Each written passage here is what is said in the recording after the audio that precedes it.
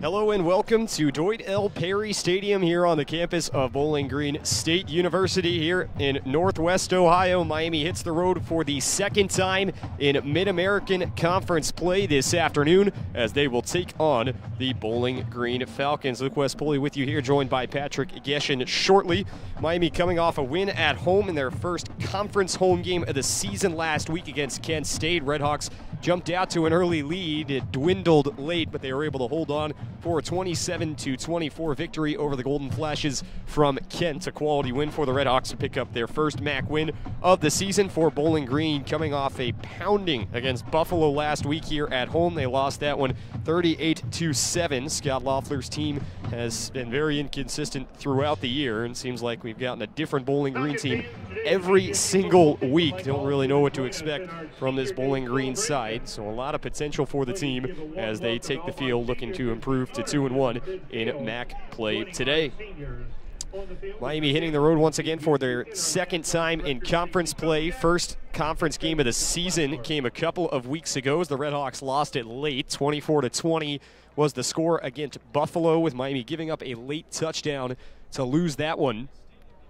But the RedHawks hitting the road in a game where they are favored this afternoon against Bowling Green, a team that has struggled over the past couple of years under Coach Scott Loeffler, trying to find their stride. Pretty light crowd on hand for this one, and a noon kick as the crowd continues to file in. Imagine the crowd size will grow as we get closer and past kickoff time.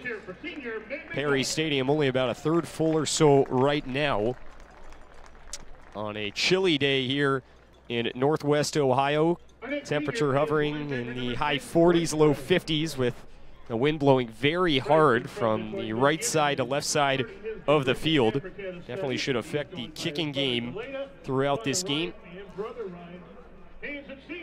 So Miami and Bowling Green set to go in just about 10 minutes here from Perry Stadium. As we take a look at some of our games around the Mid-American Conference that will get going tonight. We will do that shortly. The Falcons going through Senior Day festivities, readying to take the field. He's joined on the field this afternoon by his father Damon, stepmother Shante, and brother Damon Jr. So again, Miami taking on Bowling Green in our game. Some other games going on around the Mid-American Conference that we will check out.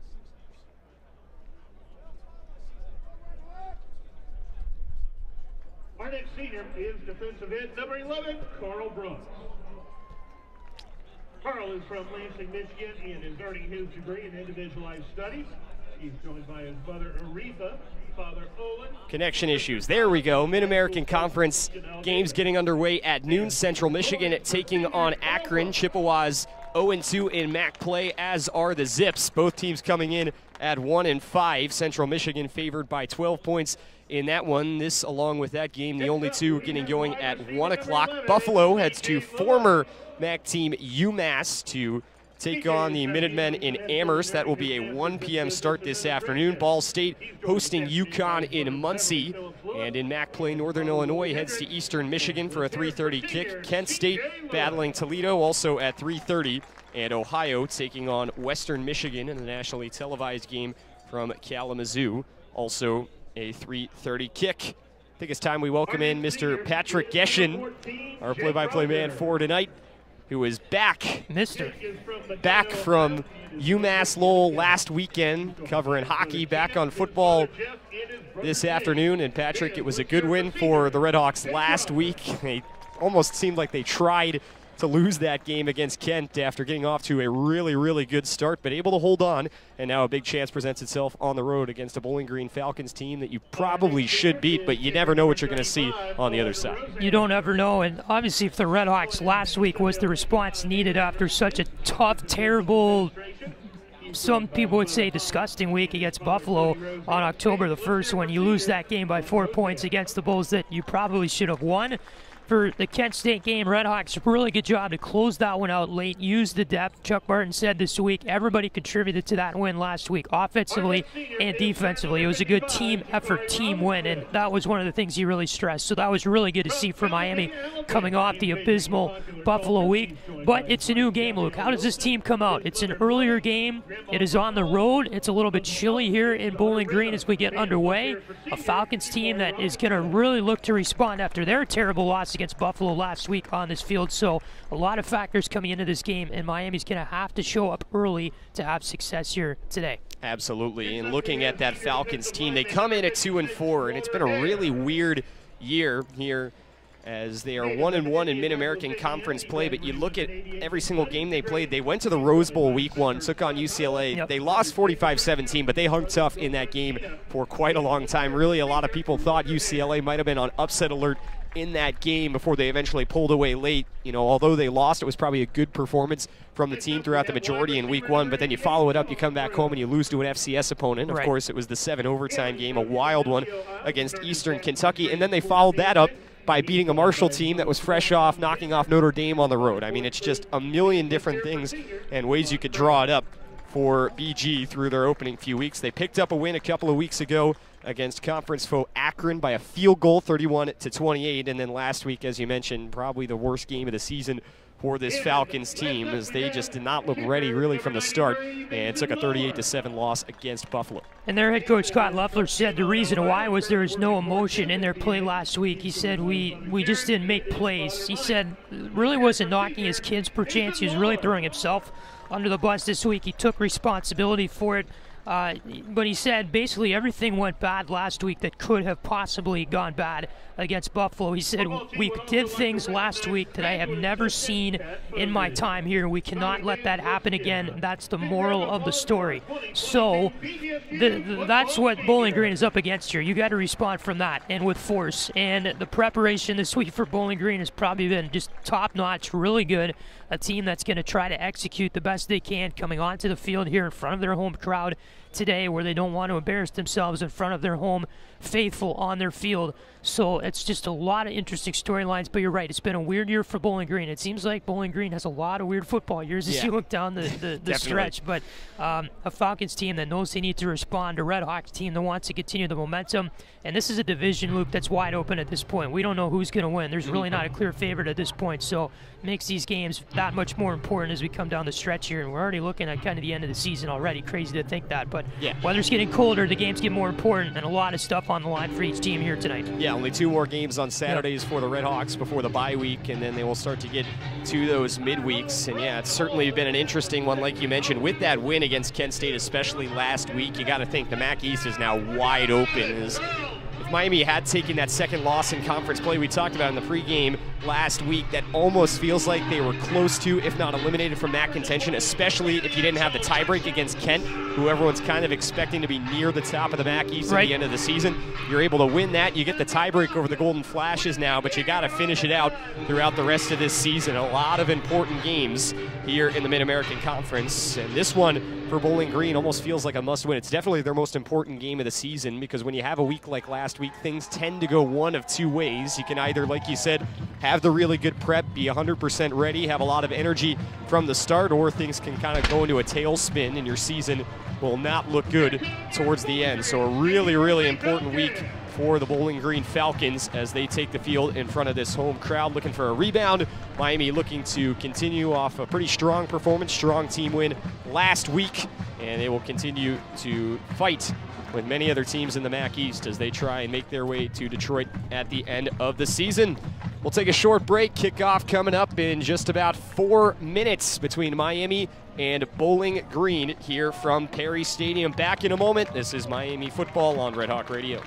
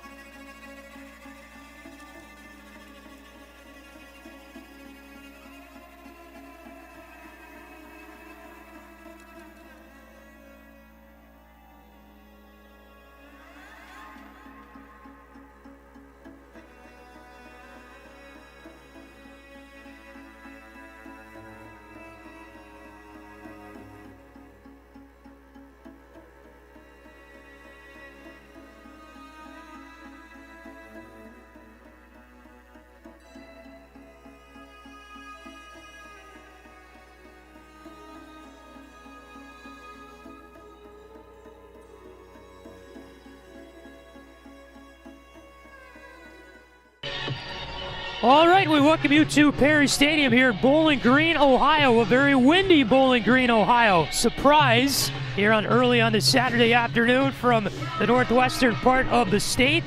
Patrick Geshan, Luke West, Poley with you. Big-time MAC game coming up for the Miami RedHawks as they take on the Bowling Green Falcons on the road here on this Saturday. So, Luke, we talked about it in the pregame just a little bit ago. Miami team that needs a big-time win here in Bowling Green to continue the momentum, but a Falcons team that needs to respond as well after a really tough week last week against Buffalo.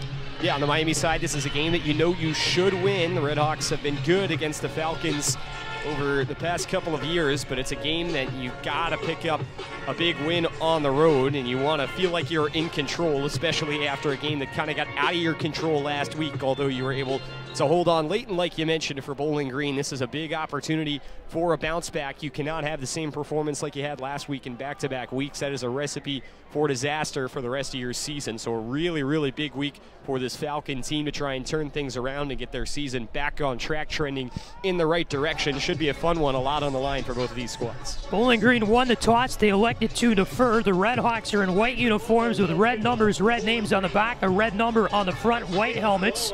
Bowling Green is in orange helmets with dark brown uniforms, white name, white number on the back, and a white number on the front with Bowling Green across the front in white for BG. The Falcons will kick from right to left across your radio to Miami to begin the football game. Game time temperature here in Bowling Green, 48 degrees under fair skies, partly cloudy, and the wind gusts are blowing in the low 20s in terms of miles per hour. We were on the field just before the game, and it was swirling around, and the Bowling Green kicker, number 93, and Mason Lawler having a lot of trouble getting the ball to stick on the tee as we try to get underway here from Bowling Green. It finally will, and the Falcons special teams unit will break up.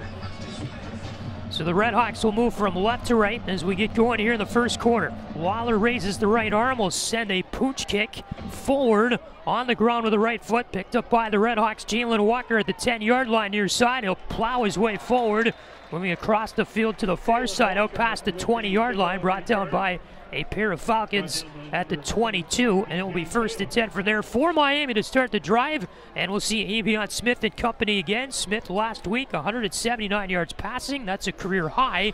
He was 9 for 14 with no touchdowns and an interception, 10 attempts on the ground for 71 yards and no touchdowns. Yeah, last week, Patrick, I feel like that was the first week where we really saw the training wheels taken off for Avion Smith. It really felt like with the play calling, Chuck Martin was starting to trust him a little more to go downfield. That was evident in his stat line, of course. It's a good analogy. Take the training wheels off. Let's see what Smith can do here in BG.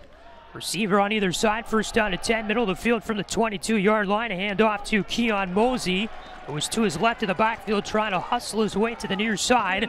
He was brought down with really no gain on the play, potentially a gain of 1, as the tackle for Bowling Green made by number 8, the safety, and Trent Sims. So Mosey gets his way out to the 23-yard line. Ball on the right hash of the field will be a 2nd down and 9 for the RedHawks. Two receivers to the left, one to the right. Empty backfield now for Smith, who sends a third receiver out left at Kevin Davis. Davis now returns to the left of the backfield with Smith. Handoff to Davis, bouncing his way forward, gets out past the 25-yard line to the 26. A big pile will bring him down there, and the RedHawks will have a 3rd down and medium distance coming up on a gain of 2 or 3 there with the Kevin Davis rush.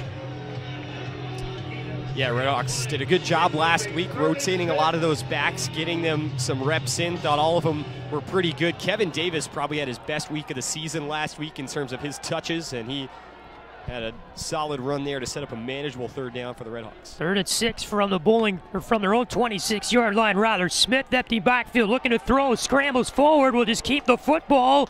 And Avion Smith now past the 30 to the 32-yard line. A late flag comes in on a broken play there. Smith needed just past the 32, it looks like, for a 1st down, so it's going to be close. I got to be honest, Patrick, that spot looked rather generous to Avion. Okay. But the late flag came out, and the officials are discussing it now, as we are 1:28 seconds into the opening quarter. There's an injured Falcon on the play as well. Yeah, Smith took a shot towards the end of that. He got kind of tied up. First down wasn't cheap. After the play, personal foul, unnecessary roughness, offense, number 60. 15-yard penalty, reinforced from the dead ball spot. It's first and 10 for Miami. So the RedHawks get the first down. Smith got enough yardage on the keep, but you heard the penalty there for 15 yards against Miami after the play. So they're going to push the RedHawks back inside their own 20-yard line to their own 17, it looks like. It'll be first and 10 from there for the Miami, who will keep driving on offense. Basically a reset. You hate to take a 15-yard penalty there, but it probably is a best-case scenario that you get the dead ball foul. Because you get the first down, and because it was a dead ball foul, it's not going to be 15 yards back from the spot, so it will be first and 10, not first and 25, and basically just a reset minus a couple yards from where the RedHawks started the drive. Two receivers right, one to the left. Smith, shotgun snap, play action, throws near side. Davis comes on the screen play, gets out to about the 17-yard line. He's brought down there from behind. A really good tackle made, but a late flag comes in. I believe there was contact somewhere around the field. Did not really see it. The tackle made by number 32 and Patrick Day for Bowling Green. And an official conference comes here. There's a flag about 15 yards down the field. Yeah, so there was one flag thrown that was near where the tackle was made. There was a second flag that was thrown later on near the RedHawks sideline in the secondary. That was a really, really good tackle. It'd be unfortunate for Bowling Green if a penalty would have to wipe it off the board. Kevin Davis tried to lay a stiff arm. It looked like he was going to bring the defender down and actually continue to go, but a good desperation tackle. Probably not going to stand, though. Referee is David Siegel today. The 2 fouls in the play, both against the defense, 1 live ball, 1 dead ball. Personal foul, baseman, defense, for 30. 15-yard penalty was added at the end of the play. After the play, personal foul, unnecessary roughness, defense, for 18. That 15-yard penalty will also be enforced. First down. So there's a lot of Miami fans below us. You can hear them. You can also hear the windy conditions here in Bowling Green. And the 2 penalties put Miami all the way out to their own 48-yard line with 13:07 to go in the opening quarter. And that's really undisciplined, too. To take a penalty after the play means the RedHawks can accept not only the original face mask, but also the unnecessary roughness. They pick up 30 yards on the 2 penalties. Great field position for Miami. These fans showing their support. There's a lot of RedHawk faithful here. Just below us from where our broadcast position is. 2 receivers to the left, 1 to the right. Smith down on 1 knee, barking orders to the line with a man who's right in the backfield and Kevin Davis. It'll be a play action snap. Smith looking to throw, home run down the far side, and it is a catch. Was he inbounds? Yes, he was. Jalen Walker makes the grab inside the 25-yard line of Bowling Green. The RedHawks into Falcon territory as Walker on a slightly overthrown ball gets his arms up and lands down with it inbounds at the 22-yard line. First and 10 from there for Miami on the left hash. Wow, that's a really good midair adjustment by Jalen Walker to get the hands over the head, and like you said, to keep his body in bounds when that ball was thrown way out of bounds and extend his hands back. That's a great catch. 2 receivers to the right, 1 to the left. Pitch play to the near side from the shotgun snap to Smith. Davis trips his way over the 20-yard line. As making the tackle there was number 8 and Trent Sims for Bowling Green on the gain of about a yard, it looks like, for Kevin Davis. We'll go to the 21 of Bowling Green, and a second down and 9 from there coming up for Miami. RedHawk team that trying to rush the football a lot in the game early on, had 236 yards on the ground last week, averaging about 141 on the year. Play action here. Smith looking to throw from the pocket. 2nd and 9. The pressure comes in, and Avion's brought down all the way back at the 24-yard line of Bowling Green. One of those plays where the pocket collapsed. No options down the field for Avion Smith. The sack made by number 2 in Brown for Bowling Green, the linebacker in Brock Horn. Yeah, Bowling Green's going to have to get that pass rush going. We saw earlier on that 3rd down conversion in RedHawk territory what Avion Smith can do with his legs, extending plays. He averages over 40 yards rushing per game. That time, though, the rush gets to him. 3rd down and 12 from the 24. 3 receivers left, 1 to the right for the RedHawks. Shotgun snap, Smith, screen pass to the far side, and it is dropped by Kevin Davis. The loose ball It was picked up by Bowling Green, but it will be ruled an incomplete pass as Davis was out to the side there on the far side of the field of Avion Smith. RedHawks will have it 4th down and 12 from the 24-yard line of Bowling Green, and it looks like the field goal team is out. Nicholson marching to the field. This is going to be a tough field goal. We saw Graham Nicholson kicking pregame. He was kicking from right about this distance, and he's a big accuracy guy. He's pretty much automatic from these short distances, but this is going to be a tough one. The wind is blowing very, very hard from his right to left. 41-yarder from the right hash of the field into the wind. Nicholson here with a good snap will get the kick off. It floats its way through the wind and is good right down Broadway for Graham Nicholson, who played the wind to his advantage. The ball, you could tell, was pushed from right to left like you mentioned, but Graham knocks it right through as that ball get caught up in the moving air. And with 10:53 to go in the opening quarter, Miami 3, Bowling Green nothing here from Perry Stadium. Good drive to get it going for the RedHawks. They produced 3 points out of it, thanks part to some Bowling Green penalties, of course, as well. But Miami does make some really good offensive plays to get the ball down for points. Back in a moment to Bowling Green. Miami 3, Falcons nothing. 10:53 to go in the opening quarter. Miami football on Red Hawk Radio.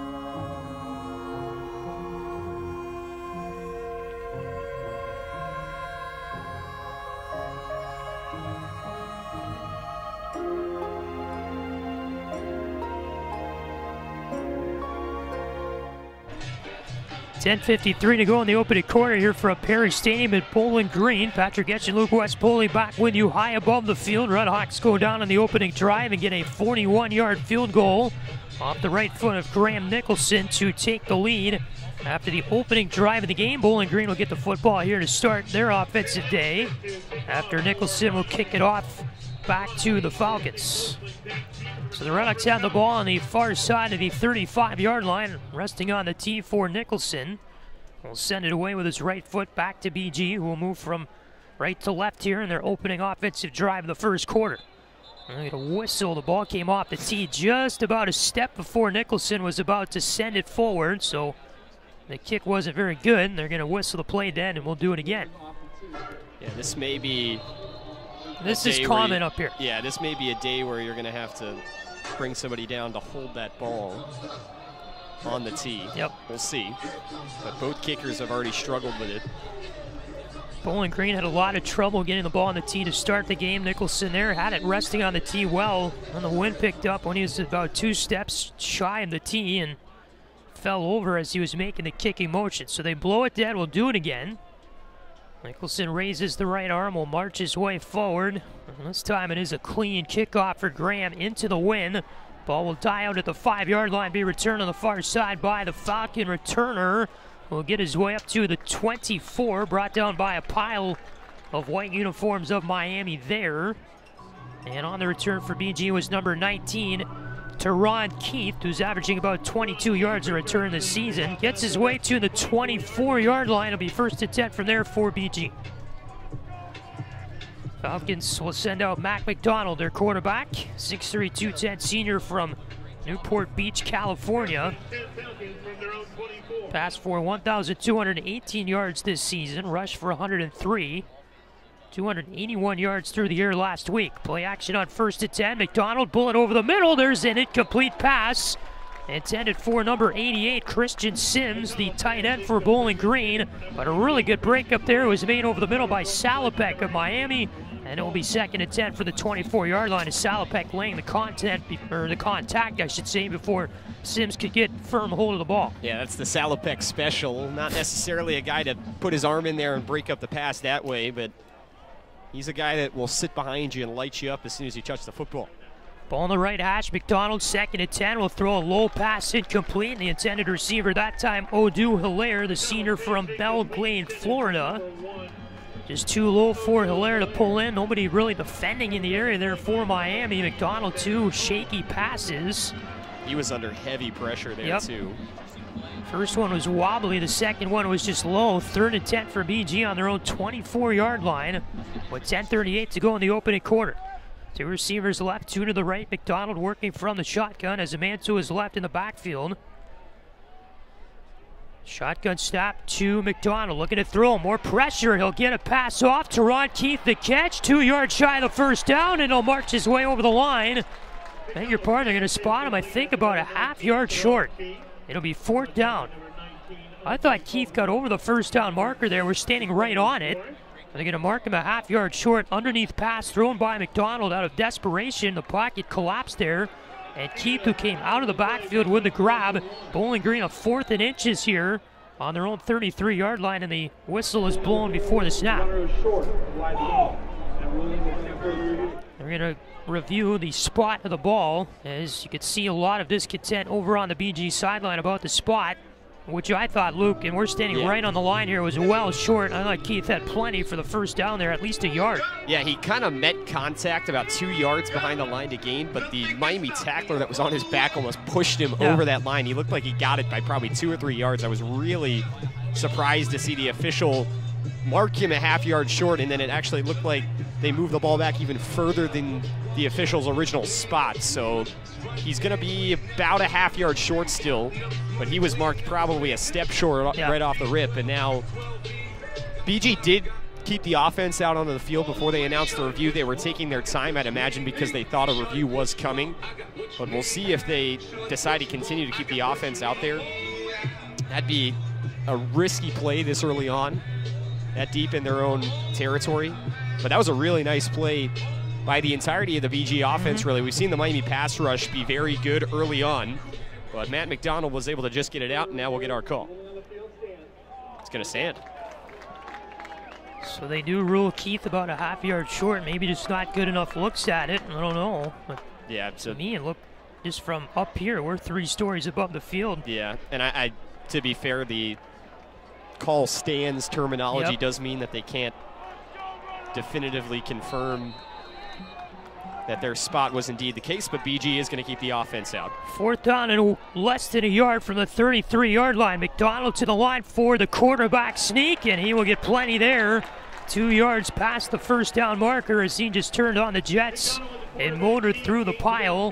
Good play from McDonald to get the 1st down. The drive continues for BG, and the ball on their own 36-yard line here. The Falcons, by the way, were 0 for 3 on 4th downs last week against Buffalo, and they go 1 for 1 so far here today. 2 receivers to the left, nobody out right for McDonald. Man to his left in the backfield. Going to be a play action. McDonald rolling far side. He's going to keep it with some yardage to work with. McDonald out past the 40-yard line, brought down there by number 6 in white on the stop for Miami, and that was the defensive back in Jaquez Warren. Gain of 6 on the scramble keep there by Matt McDonald to get a 2nd and 4 for BG officially from their own 42. Yeah, he kind of got spun around there. Matt Salopek came in and hit him pretty hard. He was able to kind of spin off the hit and stay up before it was eventually cleaned up by Jaquez Warren, but a hard hit for a quarterback to take that early. Going to be a handoff here on second and short. The rusher goes to the far side for a first down, out past the 50-yard line, driven away. Was number 85 on the rush for Bowling Green with a flag on the play. Kevon Kroom took it, but the flag came out from the defensive end of the field. Officials will talk about it here during the play. Might be a holding call or a blocking call, as Kroom was making his way up the far side. Just kind of a reverse type of rush. Illegal blindside block. Yep. Illegal blindside block is whistled against the Falcons, and we will get 15 yards to Bowling Green as they're driven backward all the way to their own 30-yard line. It's been a lot of personal fouls here this early on. It's rather surprising. It's been on both sides. Miami's had one as well. 3 penalties for 45 yards for BG already. We are just over 5 minutes into the game. RedHawks have 1 penalty for 15 yards. Matt Salopek just came off the field under his own power, but that play was blown dead before it could get going. He's being tended to by the training staff. He was touching something on the side of his head and kind of checking his glove. He might be bleeding, but he's going to have to head off for now. Second down at 16 from there. Empty backfield. McDonald throws over the middle. There's a catch for a decent gain, driven backward at the 38-yard line of the grab over toward the far side of the field. Catch was made by number 0 for BG. It is the wide receiver Tyrone Broden. So he will get them out to a third down and about 8 here from the 38-yard line. Nice catch there by the big 6'7" receiver. That's what BG's done a good job of, though, so far. These 7-8-yard completions. Set well behind the sticks, though. He's going to leave him with a pretty long third down. Receivers out to the left. Shotgun snap. McDonald throws near side. There's a catch. And tackled down is Christian Sims, the tight end. Number 21 made the stop for the RedHawks, wrapping him up immediately. That was Dowell, the defensive back. He is a good 4 yards shy of the first down, out to the 42-yard line on the near side throw, and it looks like McDonald and the offense will stay out there. BG going to go for this fourth down early in the game in their own territory from the 42. McDonald empty backfield, 2 receivers left, 2 to the right. With 7:40 to go in the opening quarter, 3-0 lead for Miami, and Chuck Martin here going to call a timeout before the snap goes through, as something didn't quite look right there to Chuck. Yeah, he's not going to like that one bit, but also you got to remind your guys, you knew the hard count was coming. You don't want to jump off sides in a 4th and 4. Yep.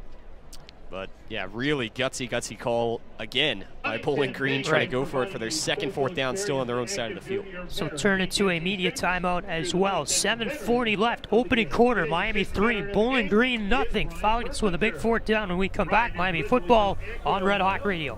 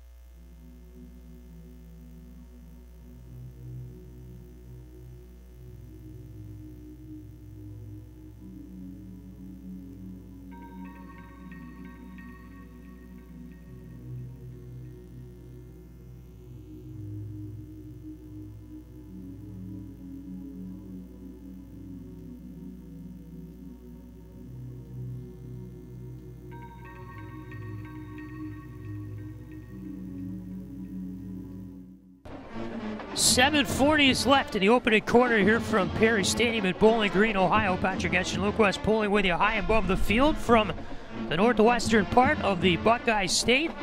Miami RedHawks lead this game 3-0 over the Falcons from Bowling Green, and a big 4th down and 4 is coming up here, Luke, for BG out of this timeout. They're going to go for it.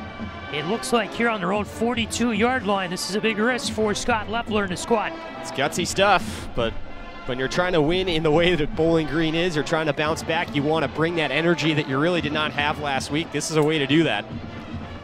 And they're going to go empty backfield here, which is, again, very surprising. 2 receivers out to the right, 1 to the left for McDonald, who does, in fact, still have an empty backfield.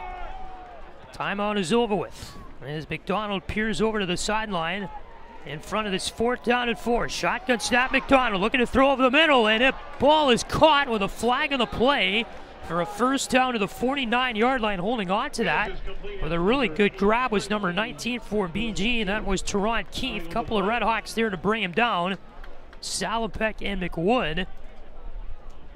But a flag was on the play, and it's holding on BG. Yeah, that's going to be a disappointing result. Really good pitch and catch there from McDonald, finding a man over the middle. And again, the contact in the Miami secondary was good, but BG now starting to hold on to the ball after we saw Matt Salopek knock one loose earlier. And there's no way you're going for this after the holding penalty pushes him back behind the sticks. Jalen Grant wore the holding penalty. They do bring out the punt formation here. The Falcons will. McDonald and company off the field. The punter is Sammy Sir, the freshman from Melbourne, Australia. Gets it off with the right foot from his own 20-yard line. The kick will bounce its way off the Miami 41, and it will go out of bounds from there on the far side of the field toward the BG sideline. We'll see where they spot it.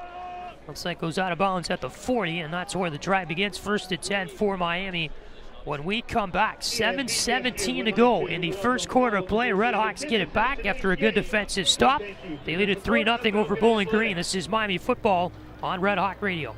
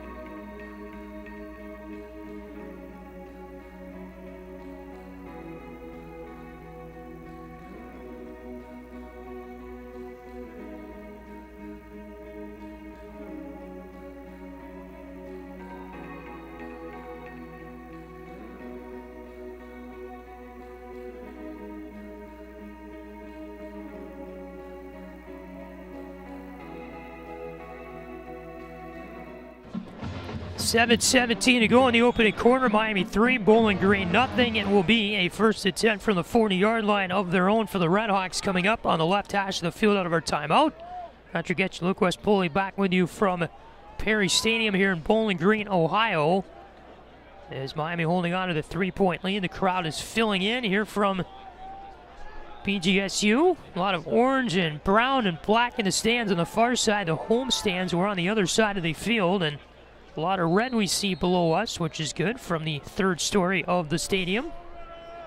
So 2 receivers left, 1 to the right for Avion Smith. From the shotgun will work here. Clap twice, get the snap off. Looking to throw a screen play near side, but he was brought down on the sack for the Falcons. 1st and 10. Number 56 on the tackle for Bowling Green. In the backfield, Walter Hare, the defensive lineman, a senior from Indianapolis, made the stop as Smith that time looking to throw a screen pass, kind of delayed on looking toward the near side, and before you knew it, the sack was made. Yeah, he kind of faked that screen pass and actually looked downfield for Miles Marshall, who was running deep, but a really good job by the Bowling Green safety, Davion Daniels, who was able to drop back and double cover on Miles Marshall. There was nowhere for Smith to go on that one, and with all his options exhausted, he went down. 2 receivers to the right, 1 to the left. Smith awaits the shotgun stop, claps twice, hands it off, moving far side is Davis. The ball came out. They're going to rule him down by contact as Kevin made his way out to about the 35-yard line. It'll be a 3rd down rather, and about 14 or so from there as Davis brought down with a gain of about 1 yard of the play. Just kind of running to the far side. Pair of Falcons on the tackle, and you got a big 3rd down the line coming up for Miami here in the middle stages of the first quarter. 3rd and 15. From their own 36-yard line. 2 receivers out to the right, 1 to the left. Keon Mosey is to the left of Smith in the backfield. Man in motion comes across. Cold Iron joins the right side of the line as the tight end. Going to be a handoff here. Never mind an option. Smith going to keep to the far side, but he's brought down after a gain of only about 2 or 3. As the tackle was made there by number 11, I believe, in Brown for Bowling Green. That would be the lineman in Carl Brooks. So a 4th down and 8 or so. No, 4th and 7 they say for Miami coming up on their own 43-yard line. And the punt team is on as Avion Smith and company exit the field. Yeah, you trust your defense here. No reason to go for this. Miami offense stayed out onto the field for a little bit before the punt team was called on. So it will be the first time we see Dom Jobin here this afternoon. 5 punts. Last week he averaged 44 yards on each of them. Gets the clean snap here from his own 31. Kick into the wind. Lands at the BG 31-yard line. Takes a nice Miami bounce all the way down inside the 20. Where it's touched up by the RedHawks. Looks like on the 19-yard line of Bowling Green, and that's where the drive begins. 1st and 10 for the Falcons with 4:50 left in the opening quarter here from Perry Stadium. Beg your pardon, actually going to be marked down on the 20 after they talk about it a little bit. So it will be a 1st and 10 for the 20-yard line for BG. Great punt there from Jolman, who had the wind kind of moving in his favor as well. And the Falcons will set up here for another drive. Ball's on like the 19 3/4 yard line. So Dom Jobin gets to pad the stats with another kick inside the 20. We get a play action here to the near side. Never be a throw, and the catch made for a loss by number 19 for Bowling Green and Teron Keith. A play action that turned into a pitch play to the near side. Keith moving his way toward the near side of the field gets a loss of 5 on the play, brought down all the way back to the 15-yard line by Salopek. Just kind of a broken execution there for BG, and it's 2nd down and 15 from the 15-yard line. Yeah, RedHawks read that well. They've been good on early downs and getting BG behind the sticks, but they struggled a little bit to keep them at bay on the later downs. Shotgun snap, McDonald throws it far side. There's a catch, bringing it in with the arm action there was number 1 in Odu Hilaire. The 6'0 senior used all of his height to get up and catch that overthrown ball. 2 yards shy of the 1st down, and a 3rd and 2 for BG coming up on their own 28-yard line. Great catch by Hilaire. Yeah, right over Ambe Caldwell for Miami. He didn't even really move towards the ball. Probably thought it was uncatchable. It'll be a handoff here on 3rd and 2. Keith gets the handoff. He's got enough for the 1st down, and he's got yardage out to about the 32-yard line. They'll give him a BG. Needed to get to the 30. So there is a gain of about 4 on the play for Teron Keith. And it is a 1st and 10 for the Falcons. And again, Miami gets BG behind the sticks on 1st down. They get a good setup play to set up a manageable 3rd down situation, and the Falcons able to pick it up. Receiver on either side here as we get a shotgun snap, awaiting McDonald for that. Flag comes in though before the snap. Everybody was moving on both sides. There was a lot of confusion as Bowling Green was looking toward their sideline. Many of the players were in that sequence kind of unsure of maybe what the play call was going to be. McDonald, the quarterback, was looking over to the far side when the flags were thrown and all the movement occurred. Scott Leffler can't believe it. That was a weird play. It wasn't even like a normal false start you'd see. So it is a false start. Usually you see everybody line up and then somebody kind of twitches. That one, it was just like 4 or 5 guys kind of walking around in the backfield. They were still setting up for the play. Yeah, and so I'm assuming that's what Scott Leffler is frustrated with, but that'll back Bowling Green up on this first down. To the 27-yard line of their own. Receiver here on either side, shotgun snap. McDonald gets it, throws far side. The pass tipped out of bounds. Number 20, the intended target, and Jamal Johnson, sophomore from Frankfort, Illinois, on a decent pass, just tipped it off the ends of his fingers. And it will be a second down and 15 from the BG 27 for the Falcons. Linebackers continuing to do good things for Miami. Ty Wise getting into the backfield to influence the pass. And Matt Salopek was there as well on the tail end. 2 receivers left, 1 to the right. Shotgun snap awaits McDonald. He'll get it. Walking backward with pressure. Underneath throw. Keith has the grab to the 25-yard line. He'll spin his way out to the 28. That's where they're going to mark him down. As Keith with a pickup there of about a yard or so on the play. Underneath play, Keith just didn't have enough blockers moving up the near side of the field, so it'll be a third down and about 14 coming up for BG from their own 28. Yeah, Miami's got to be a little bit careful on this pass rush. They've got to start kind of playing a little bigger. They're getting the rush in, but the check down options have been there on every play, it seems, for McDonald. That time only able to pick up 1, but something to be aware of in the future. 2 receivers to the right, nobody out left. McDonald here from the shotgun with 2.5 to go in the opening quarter. Steps back, throwing it over the middle. There's a bullet, and it is caught. Was bobbled and then caught out near midfield by number 0, the receiver for BG, and Tyrone Broden, the junior from Detroit, brings it in all the way out to the 48-yard line of BG. And a first and 10 from there, and a clutch play for the Falcons. Great throw by McDonald on a bullet. Yeah, that was Brett Favre-esque. That was a bullet over the middle. It was tough, actually, for Broden to handle that. But like you said, he bobbled it, able to haul it back in on the second effort as he was falling. Really good control. Play action here on first down and 10. McDonald with the room to throw, gets it off near side, and is incomplete. Flag comes out as contact was made on the intended receiver, who was brought down before the pass got there. That was Harold Fannin Jr. He was contacted by number 19 in white for Miami, the back and Ambe Caldwell. They both tumbled to the turf. And very understandable penalty here against Miami. It'll be a pass interference on number 19 in white and Caldwell. One of those where he just got too close to the intended receiver, brought them both down, and the penalty yardage here will move Bowling Green up. Yeah, I'm not really sure what Caldwell was thinking on that one. It was a weird throw from McDonald as he kind of jumped up towards the line of scrimmage and threw it almost in the air, and it was very overthrown. Definitely a ball that was not going to be caught, but you can't tackle the receiver downfield. You can't. So we get the ball on the right hash of the field. They push it all the way up to the 38-yard line of Miami. Bowling Green in some business here, putting up a few first downs here on this drive. So 3 receivers out to the left, 1 to the right. McDonald, the shotgun snap in his hands, hands it off to the rusher. That is Jamal Johnson, arcing his way to the far side. He's got a good gain of about 9 yards. Inside the 30-yard line down to the 29. Johnson there finally brought down on the rush, I think, by number 3 on defense for Miami. Or no, that was number 0 in Austin Ertl. And a second and 9 is coming up for BG. 1:28 to go, first quarter. Second and 1 from the officially 28-yard line for the Falcons. 2 receivers out to the left, nobody out right. McDonald here, the man who's right in the backfield. That's Keith. Play action with Keith. McDonald rolling far side. He will scramble forward, get out past the 30-yard line. I think he lost about a half yard there.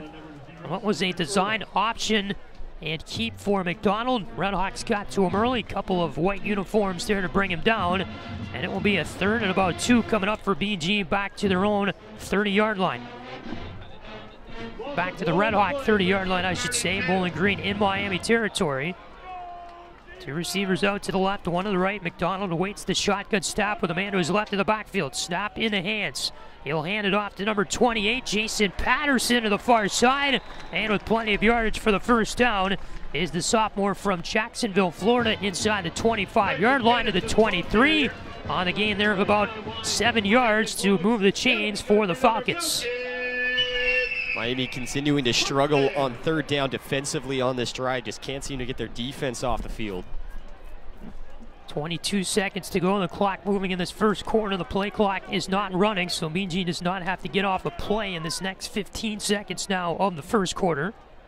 2 receivers out to the right, they will. McDonald, shotgun snap, home run thrown to the end zone, and it is incomplete. Overthrown there to the intended target, and that was Tyrone Broden in the back left corner. As Broden that time was about 3 steps behind the ball, slowed up on his route a little bit. No real contact from Miami. Good defensive coverage there. It will be a 2nd down and 10 for BG. The clock stopped with 7 seconds to go in the first. See the idea to give the 50-50 ball to the big 6'7" receiver, but McDonald's had some trouble with some overthrows throughout the drive. He's made up for it with some nice throws, though, on the later downs. 3 receivers out to the left. Patterson here will get the handoff from the backfield. Motors way to the far side, and it will be a gain of about 3 yards for Patterson on the last play of quarter number 1 here from Perry Stadium in Bowling Green. So a 3rd down and about 7 or 8 is coming up for BG. We'll see where they officially spot it on the other side of this timeout. Pretty uneventful first quarter of play. 3-0. The RedHawks lead it after 15 minutes here for Perry Stadium. Back in a moment. This is Miami football on RedHawk Radio.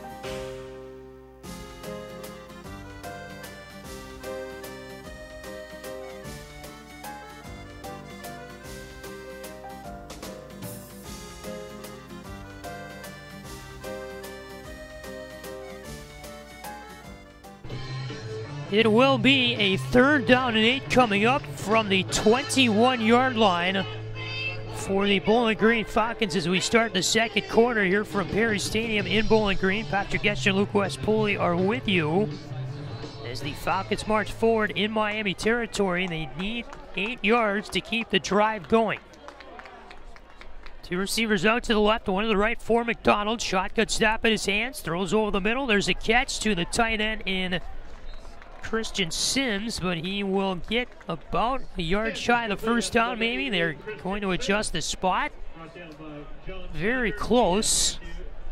Tackle made by Salopek of the play. A little slant route to the near side. He gets down to the 13-yard line. They say move the chains, and it's 1st down and 10 BG on the RedHawks 13-yard line. Finishing continues to not be there for the Miami defense. They had the receiver back a couple yards short. Just can't bring him down. Another 1st down for the Falcons. 1 receiver out to the left, 1 to the right. McDonald from the shotgun with a man to his left in the backfield. Goes back to throw it. McDonald looking far side. He will go to the end zone. It was intercepted. Yes, it was. Number 2 on the play for the RedHawks. Over there on the far side with a catch.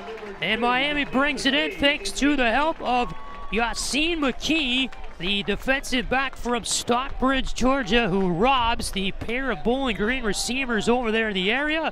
And it is McKee who gets Miami a 1st down and 10 from the 25-yard line to start out a new drive. 34 seconds into the 2nd quarter. McKee, nothing special there, Luke. Just went over to the far side where the pass was thrown, got in front of it, and had the interception. Yeah, Salopek came right up the middle as the line of scrimmage kind of opened up, and he put his hands up. That forced the throw to go a little more towards the sideline. That was a really, really good interception, though, from Yassine McKee. Just go over and get the football. He was almost beat by a step on the sideline, but it looked like he was the intended target the way he just came across and caught that right on the edge of the end zone. So Smith back out there, will hand off on the first play of the drive, and Keon Mosey brought down for a loss. About 3 yards behind the line of scrimmage as he was tackled there by number 11, and Carl Brooks for Bowling Green. Ball resting on the 18-yard line, 2nd down at about 12 will come up.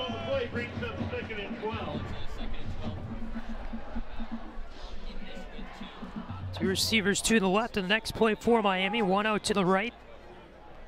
Smith working here, Miami offense trying to find a groove. Man to his left in the backfield as well as Cold Iron comes from right to left as a tight end in the formation, and a whistle here for a false start on Miami. The Cold Iron movement caused a little bit of shift, I think, on the line.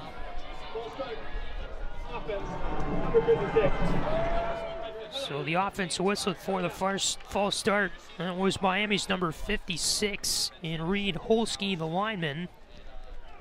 And Miami pushed back inside their own 15 to the 13-yard line. 2nd down and 17 is coming up. And a really choppy game on both sides with all the penalties. Same exact play. Cold Iron to the left side as a tight end. 2 receivers left, 1 to the right. Hand off though to the man to the backfield who has a 1st down. And Kevin Davis gets his way to the 24-yard line. They're going to mark him down. Great rush there by Davis, kind of sidestepping around all the defensive uniforms in the field. And Kevin Davis, or no, I'm sorry, not a 1st down as he was behind the yardage. It'll be a 3rd down and about 7 coming up for Miami. Beg your pardon there. I was looking at the wrong stick. We got up early this morning. So it is on the 23-yard line. I was looking at the wrong sticks. 3rd down and 7 coming up for Miami. 2 receivers to the right, 1 to the left. Smith here from the shotgun will work. Clap twice to the man who's left in the backfield. Going to be a keep for Smith right up the middle, and he'll be brought down about 2 yards shy of the 1st down.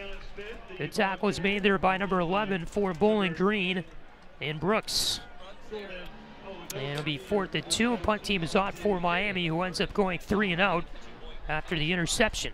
So you get a couple of nice rushes there, but you just get the feeling that drive could have been so different without that early false start penalty. RedHawks not doing themselves any favors right now. BG's going to call timeout here on special teams. That they will. First timeout used by Bowling Green of the half. We have 12:21 to go in the second quarter. Miami leading Bowling Green by a score of 3-0. And we will take a timeout here from Perry Stadium in Bowling Green. Back in a moment. This is Miami football on Red Hawk Radio.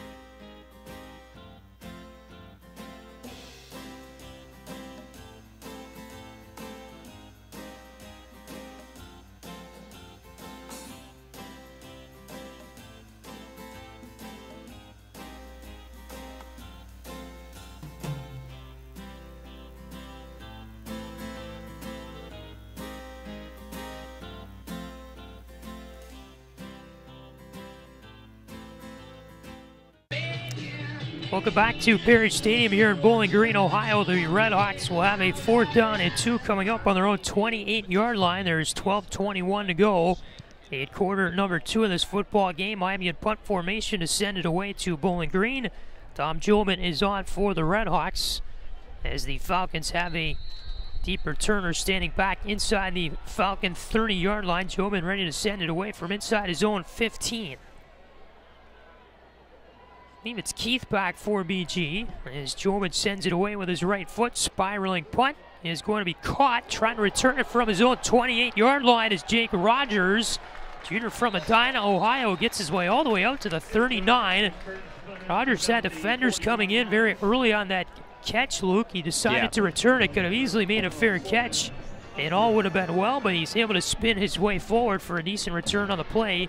Sets BG up on their own 39-yard line for a 1st down and 10. Yeah, he gave Nicholson some respect, or rather Jobin some respect. You're starting to see that more and more with the return men backing up after we saw a disaster against Robert Morris when they were lined up way too close on Jobin. They're starting to back up a little bit, starting to figure him out.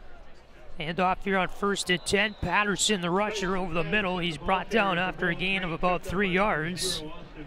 Good trip up tackle there by Austin Ertl, and it will be a 2nd down and 6 coming up. They'll give him 4 on the play out to the 44-yard line. 2 receivers to the right, 1 to the left here for Bowling Green as McDonald from the shotgun will await the stop for BG.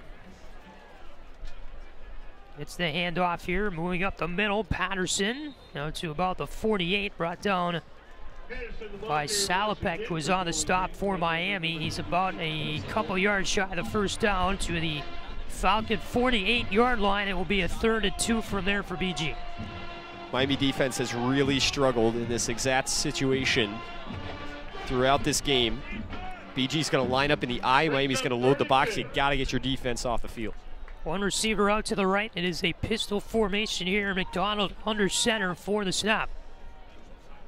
Gets the snap, play action, will look to throw down the field. He'll get a pass off, but it's dropped by the intended target in Kevon Kroom. McDonald maybe got a hand on his arm there when he was throwing it. It was a wobbly pass that Kroom over the middle in Miami territory could not bring in. And so BG with a 4th down and 2 from their own 48-yard line. The offense stays out on the field. McDonald remains on the gridiron. Caden Waller got into the backfield there for Miami. Pass still was catchable, but BG yet again going for this 4th down. 2 receivers out to the right, 2 to the left, and a timeout whistled by Chuck Martin before this play for BG. And that's the 2nd defensive timeout used by Miami here in the 2nd quarter with 10:57 to go in, and we got a media timeout from BG. Let's keep it right here. What the heck? So if you're a Miami team, you like that you're up 3-0, you score on the first drive of the game to get us going, but after that, it's just kind of this slow back and forth feeling out process between basically 10 minutes to go in the first quarter and almost 10 minutes to go here in the 2nd quarter. Yeah, it's really been sluggish on both sides of the ball for Miami since that opening drive. When they were only able to get a field goal, that drive, it looked really promising. It looked like Miami was just going to march down the field and put it in the end zone, but credit to that Bowling Green defense as they were able to dig their heels in. But yeah, since then, Miami's just been very sluggish offensively. And on the defensive side, I think just the finishing hasn't quite been there. They've been very, very close a couple of times to getting off the field on some 3rd downs. They got another big 4th down and a chance to finally force a 3-and-out, but that's been the issue. We've seen the Miami defense. They're getting to the quarterback. They're getting to McDonald, but they haven't been able to bring him down. They've been able to influence some throws downfield, but it's just that last step, it seems like, on every play has not quite been there, and the last step on every series hasn't quite been there to get off the field in just 4 plays. This could be a big 4-and-out that Miami could force. It's been a while since we've seen Bowling Green get off the field rather quickly. Remember, they marched all the way down, nearly put it in the end zone last drive. You love to see the interception there for Miami, but what you don't love to see is your defense kind of just sat back. It hasn't been incredibly difficult for McDonald so far today. And I think on the Bowling Green side, they're going to probably harp on some of these missed opportunities. I mean, we just saw a pass for a pretty simple 1st down that was right in the receiver's hands that was dropped. I mean, Bowling Green's had their chances on offense. They've done an okay job at converting them, but are still yet to find the scoreboard. Yep. And it's interesting because with the aggressive play calling from Bowling Green's coaching staff, going for all these 4th downs and things like that, you'd almost expect the momentum to turn one way or the other. Either, you make it and a lot of the momentum floods to your side, or you don't, and Miami's able to pick it up. But despite all this aggressive play calling we've seen from Bowling Green, this game's remained rather stagnant. So I think that's rather interesting. It feels like we're building towards a breaking point almost, where this game's going to go one way or the other. I agree. Pretty much who's going to make the mistakes first. Yeah, there's going to be a big play at some point in this game. We just haven't really seen it. Can't wait for it. Very excited. So during the media timeout, they did the All-State Student Kicking Challenge. The kid didn't get the ball in the air more than 2 inches, and then they fired T-shirts into the student section. That was fun to watch. They got a nice cannon. It's got some power. It's got too much power than they need. It was ready to send them over the stands. And all the students are only in the first 5 rows. So 3 receivers to the right. McDonald going to keep it here on 4th down. He's got a 1st down and plenty more for BG. The drive continues as he's into Red Hawk territory out past the 40-yard line. Miami defense there kind of caught off guard after the timeout. Looked like McDonald was going to throw it to the near side based on the way the formation was. Instead, he kept it to the far side, and 1st and 10 for BG to the 40. Wow, that was a great fake, too, by McDonald. He actually faked the pitch towards the tail end of that play when he was with Salopek in the open field one-on-one, and Salopek just ran towards the running back who didn't have the football. A really nice game by the quarterback there for BG. Play action, McDonald looking to throw deep down the field. Home run far side. It's over the head of the intended target, and a flag comes out for pass interference on Miami. Yeah, that was Harold Fannin Jr., the tight end, backup tight end for BG. He was double covered, but you could see all the way down the field his jersey was practically off his shoulder pad. He was getting pulled so hard. And before the ball came in, he was torn down to the ground, had no chance of making the catch. Whistled for the penalty number 5. And John Saunders Jr., that's an uncharacteristic play for him to make on defense. But it will be a 1st and 10 for BG back to the 25-yard line of Miami. Yeah, he's been pretty quiet this afternoon, too. Saunders Jr. is not the type of defensive back that's just doesn't get targeted. There are some guys like that, but Saunders Jr. is a guy who he gets targeted quite a lot, but he really sticks his nose in there. Two receivers left, two to the right, an empty backfield. McDonald, 1st and 10, throws to the near side. There's a catch over his head, making it and pushing forward to the 20 and down to about the 17 on a second effort. Really good play there from number 44. And Harold Fannin Jr., the tight end, like you mentioned, he gets the ball that time and motors his way forward. He could have been tackled by a couple of RedHawks. 3 yards with a gain there, but instead the second effort gets himself for the gain of 8 to the 17-yard line of Miami. And the Falcons are inside the red zone here with 9:50 left in quarter number 2. The receiver out to the right. It'll be a shotgun snap awaiting here for McDonald with a man on either side of the backfield. McDonald will keep it here on the option, will motor his way forward. He's got enough for the first down. Just right up the gut there, brought down by number 8 in white for Miami. That is a lineman in Ugwu. And enough to move the chains. 1st and 10, BG on the Red Hawk. 13-yard line, ball on the right hash. That Falcon noise is menacing. Yes, indeed. 3 receivers out to the left, nobody out right. McDonald here from the shotgun, awaits the snap for Bowling Green. Man in motion comes across to the right side and then returns his way to the left. That is Johnson, who will get the handoff here, move his way to the far side and get a nice gain down to the 5-yard line of Miami on the reverse play there. And it will be a second down and about 2 or so coming up. Johnson went from far side to near side as the man in motion, then returned to the far side and got the handoff with a jump start there from McDonald. And it will be a second down and 2, of course, coming up for BG with the ball on the Red Hawk 5-yard line. I'll tell you, Patrick, this Miami run defense has been pretty uncharacteristically poor, I would say, this afternoon. They came in as one of the best in the entire NCAA. Donald rolling here near side, gets the throw off and is caught. Did he get there to the goal line? No, he didn't. About a yard shy of it was number 1 for Bowling Green in Odu Hilaire. And a nice catch, little slant route moving toward the near sideline, but the RedHawks do a good job to get to him. The tackle made by Ugwu. And inside the 1-yard line here is BG with a first down and goal. The play does get the first down. They need a half yard and they got 4 tries to do it. Shotgun stop will await McDonald here. Never mind, he's going under center in the pistol. 2 people in a bunch on the right side of the line. One of them in motion. McDonald, quarterback sneak from the half-yard line. They'll try to shove him in the end zone. Did he get there? Officials moving in from each side. He was stopped short. RedHawks, great job to shut down McDonald on the quarterback sneak from the line. And a second down is coming up from about the half-yard line, it looks like. Yeah, really good goal line defense from the RedHawks. You remember a few years ago when these teams met, Billy Ball fumbled on the 1-yard line and it was returned. I was standing on that sideline, Riz. I was going to say, that play reminded me of it. It was flipped around, yeah. But I was 10 feet away from it. That was incredible. So now you got a second and goal, 7:20 to go on the second. Bowling Green right up to the line for the snap. McDonald, he is going to hand off, and they laid out the red carpet into the end zone for the touchdown. Number 44, the tight end, got the handoff, and Harold Fannin Jr. coming across the line from the right side. Got the handoff from McDonald as they send away a cannon on the other end of the field. And it is 6-3 Bowling Green over Miami with 7:13 to go in the second quarter. The Falcons get the lead as Fannin rushes for the TD from half-yard out. Felt it was coming for Bowling Green. The drives just got better and better as the game went along. They were stopped just short last time on the interception. But Bowling Green has been building towards this for a while, and they'll take the lead here in the midway point of this second quarter.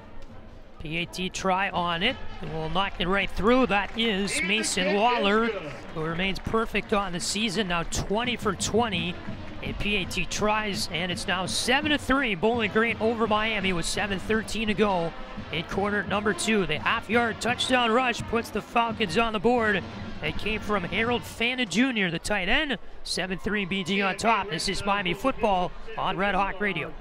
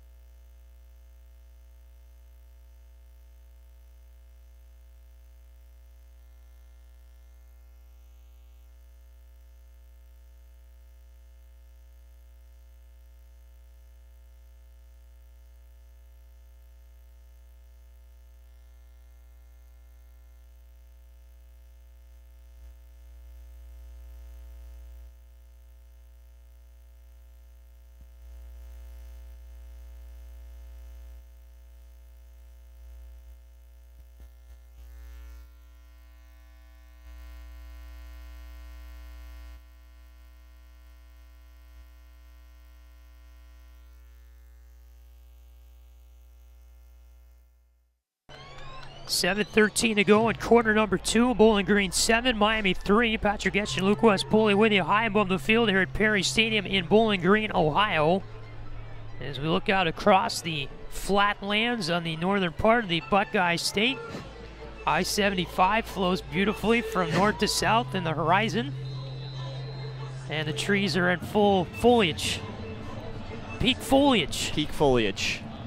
So Bowling Green will kick off here in a 7-3 game after their touchdown-producing drive. That was ended by a 1-yard touchdown rush from Fannin Jr., the tight end. And Bowling Green with their first points of the game, their first lead of the game coming out of our timeout. Kick is sent away by Lawler out of bounds on the near side. The wind got a hold of that one, and Miami will set up with some pretty good field position here. As the flag came out for the kick out of bounds, we think. Yep. So they will put it at the 35-yard line. Miami will start to drive their first down and 10. Miami offense has been a little bit slow today. That's at least my observation of it. Seems like they've had a lot of success when they've been able to go fast. We know that Chuck Martin's signature no huddle that we've seen throughout the years. But they're still kind of waiting to find their rhythm, it seems. Avion Smith hasn't really gotten a chance to throw the ball a whole ton either. 2 receivers right, 1 to the left. Smith will hand it off, and Tyree Shelton shut down immediately without a gain on the play, moving over toward his right. It'll be a 2nd down and 10 coming up for Miami. Couple of Falcons there into the tackle. They read that beautifully as Shelton came out of the backfield. Against Avion Smith, Bowling Green drive, by the way, that went 10 plays, 61 yards, 4 minutes and 56 seconds for the TD. It seemed like a lot longer than that, though, the way it just kind of flowed. 2 receivers to the left, 1 to the right. Shotgun snap awaits Smith. 2nd and 10 for Miami, their own 35-yard line. Avion claps twice, gets the shotgun snap, walks back, home run throw near side of the field, and is incomplete. Flag comes out as Hippenhammer was brought down before he could even get a chance at laying his hands on that catch. In coverage number 18 for Bowling Green on the play, and that was the cornerback, and Jalen Burton. Burton whistled for the pass interference call on the contact. He brought down Hippenhammer by the shoulder, and it will be a 1st and 10 for Miami with a 15-yard penalty. They're going to put the ball out near midfield, looks like right on the 50-yard line. First target of the game for Mac Hippenhammer. And he's a guy that's really got to get involved. When Miami's had success, he's been a guy that's had a major hand in it. Love the catch there, but you'll take the 15 yards and a 1st down. 2 receivers out to the right, 1 to the left. Shotgun snap awaits Smith, claps twice, hands it off. Moving forward on the play is going to be Tyree Shelton, who will get his way out to about the 48-yard line. RedHawks are into Bowling Green territory. A few Falcons in there on the tackle to make the stop, and will be a 2nd down and 7 or so coming up. I feel like Miami's probably setting up a 1st down play action at some point in the game because they have run the ball on every 1st down. They haven't had a lot of success. They continue to do it, though. BG selling out defensively for the run on the 1st down. Miami fortunate to get a few yards there. Has not been the case on many 1st downs so far today. Smith hands it off. This time it is Davis in the backfield, who's brought down immediately. A big hit was made by number 54 of Bowling Green on the play. That was the lineman in Hawkins, who broke away and brought down Davis for a loss of 1. So they're back to the BG 49-yard line, and a 3rd and 8 is coming up for Miami. The RedHawks on 3rd downs today have converted 1 for 4. Big one here. 3 receivers to the right, 1 to the left. Shotgun stop awaits Avion Smith. Play clock reading 13. Well, the man who's right in the backfield, that's Kenny Tracy. Going to be a pass. Far side the throw. It's a catch over the middle. There's a 1st down for Miami, and brought down through midair inside the 35-yard line. There's pushing and shoving after the play was the man who brought it in. I think that was Walker. Walker was lifted up and then tackled. There was 3 Falcons in the area who were there to make the play. They all had their arms on Walker. And it will be a 1st and 10 for Miami. No flags come out. A little bit of fireworks afterward. They break it up. And the 1st and 10 will come from the 32-yard line of BG. 2nd nice catch from Jalen Walker. Good pitching catch there from Avion Smith.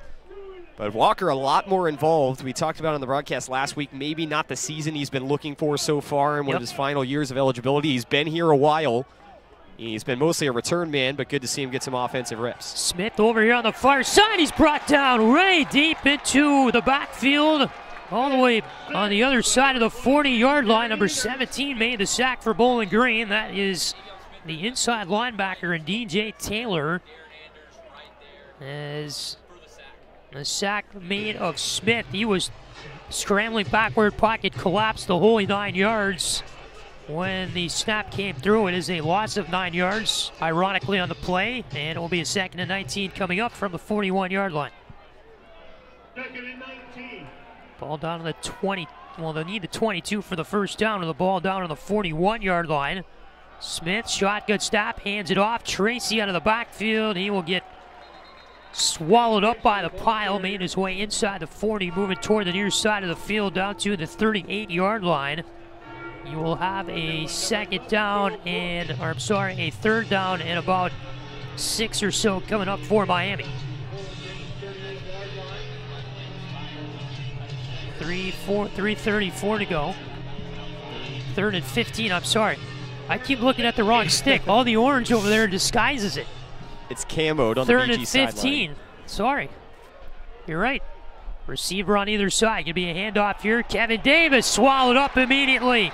4 Falcons on him. You could snap a finger as he moved his way to the far side of the field. Kevin Davis, nothing on the rush. And a 4th down and very long coming up for Miami. They're out of field goal range, too, on the 41-yard line of Bowling Green.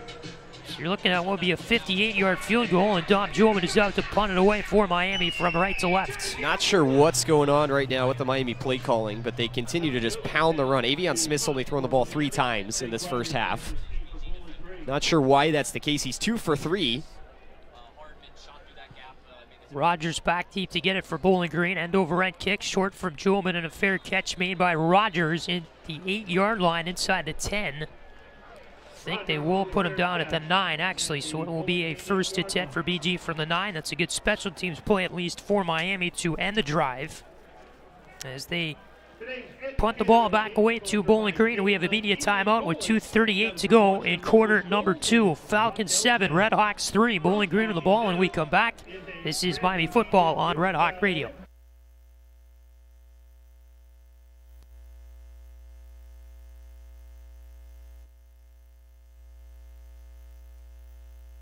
Their fullest potential. She'd like to be the role model that students can always go to while they are in school and can look back at her years after leaving the classroom and say that she's made a difference in their lives. Again.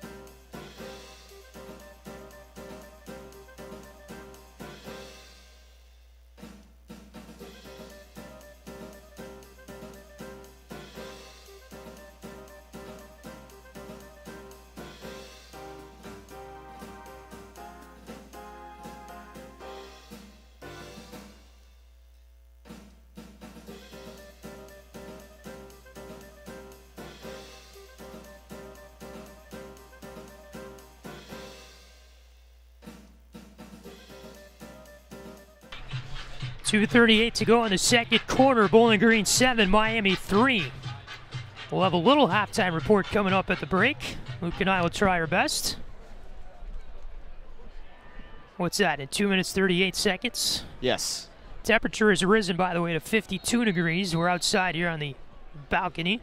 This is balmy compared to what it's going to be in a month on election night when we will have full coverage of Miami and OU. Throw over the middle here to get it going. McDonald, it's incomplete and is all the way out to the 40-yard line trying to bring it in. For Bowling Green was number 88 in Sims, the tight end. Great coverage back for Miami to break it up. Number 2 got his hands in on there. That was McKee. Yeah, really good coverage. That ball was a little bit overthrown. Receiver kind of got lost in the Miami coverage. There was a seam right up the hash, and McKee kind of abandoned his zone that he was in along the sideline to come in and almost held that ball along the receiver's shoulder pad before pulling it off. 2 receivers out to the right. McDonald will get the shotgun snap handed off to a man who only gets about 3 yards on the play on the second down at 10. That was Johnson. We get a timeout whistle here by Miami. Chuck Martin would like to hold on to some of the clock with 2:24 to go in the second quarter. Yeah, you feel like you used their last time out, sorry. Yeah, I feel like you haven't really played your best football in the first half, but I mean, we've seen what Miami does late in halves. Oh, yeah. We saw that against Northwestern. We saw it at the end of the second half last week. Something just seems to flip in Avion Smith's head in the final drives of halves, final drives of games. He's got the clutch gene. And Miami finally able to limit that run on second down, which they've struggled with. Only a couple of yards, and they'll set up a 3rd and long. With Bowling Green so deep in their territory, you'd love to get your special teams on the field. Special teams has made big plays for Miami. Never know what could happen if you can get the punt team on. Yep. 2 receivers out to the right, 1 to the left. McDonald will work here from the shotgun. It'll be a 3rd down and long coming up, 3rd and 8 from the 11-yard line. As McDonald steers over to the sideline, searching for a play call. And we'll get the shotgun snap here with a man who's left in the backfield. McDonald with it. On the shadow of his own end zone. He is wrapped up and tackled inside the 5. The ball came out. Who got it? I think Bowling Green landed on it. Was recovered by number 76 for the Falcons there. And Cameron Stewart knocked all the way back to their own 2-yard line. Corey Suttle, the backup defensive end, came in from behind McDonald, and he did a really good job, not only with the body to put it on McDonald, but to punch that ball free. Unfortunate for the RedHawks that they weren't able to hop on it. That could have been a huge momentum-changing play, but nonetheless, still now you're going to force BG to punt from about their own 1.5-yard line. Yep. Really interested that Miami did not call timeout there. BG is going to let the play clock run down to 0. There's no point in not doing it. You're backed up maybe a half yard. Right. Now Chuck Martin's talking to the official. He's got his hands up. Maybe he was trying to call timeout. No, they're just going to give him a delay of game. Miami has no timeouts to call. That's a problem. I apologize. The scoreboard had said they had 1 timeout after Miami called their final timeout for a little while. That was the last time I checked, so that is indeed why. But so the RedHawks, yep, have used all 3 of their timeouts. So now bring the pressure. You got Jalen Walker standing at the Bowling Green 44, and Bowling Green's going to have to punt this too with the wind in their face. This is really an unideal situation at the end of the half for the Falcons, punting from your own end zone with heavy wind coming right at you. And they are all locked up against the end zone. Sammy Sir will punt this one away for the Falcons. Standing at the back of the end zone. Play clock reading 15. They get the snap off. Sir will get it away. Almost blocked. End over end kick. Walker will catch it and run out of bounds. Out to the 44-yard line, it looks like, of Bowling Green. Really, really well executed there by the Bowling Green special teams. You're going to run your max protection there to make sure that doesn't get blocked. You get it away from the returner, get it to the sideline. Still a good kick of just over 40 yards. That's about as good as you can draw it up. Very tight space there. So with 1:27 to go in the second quarter, Miami will have to march 43 yards to the goal line. They're on the Bowling Green 43-yard line, or get into some sort of field goal range here. They got enough time to do so, but no timeouts. In the game, Miami trails to Bowling Green by a score of 7-3. Two receivers left, two to the right. Shotgun snap will await number 2 and white, the quarterback in Avion Smith. Gets it in his arms from the 50-yard line, walks back, throws over the middle. There's a catch to the 40, but knocked backwards from there as the receiver, and the clock will move. That was Hippenhammer who brought it in. Really good stop on the play for Bowling Green. It was made by their inside linebacker, DJ Taylor.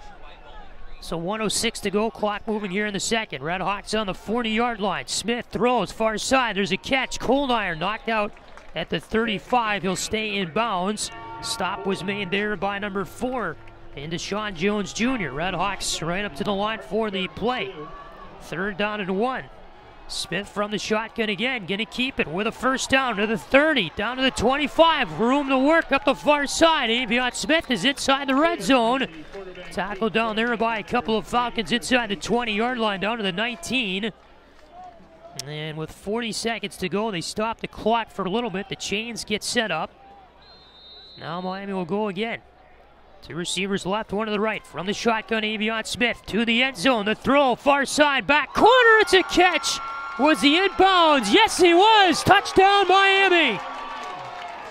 Brought in by Miles Marshall on the far corner of the end zone.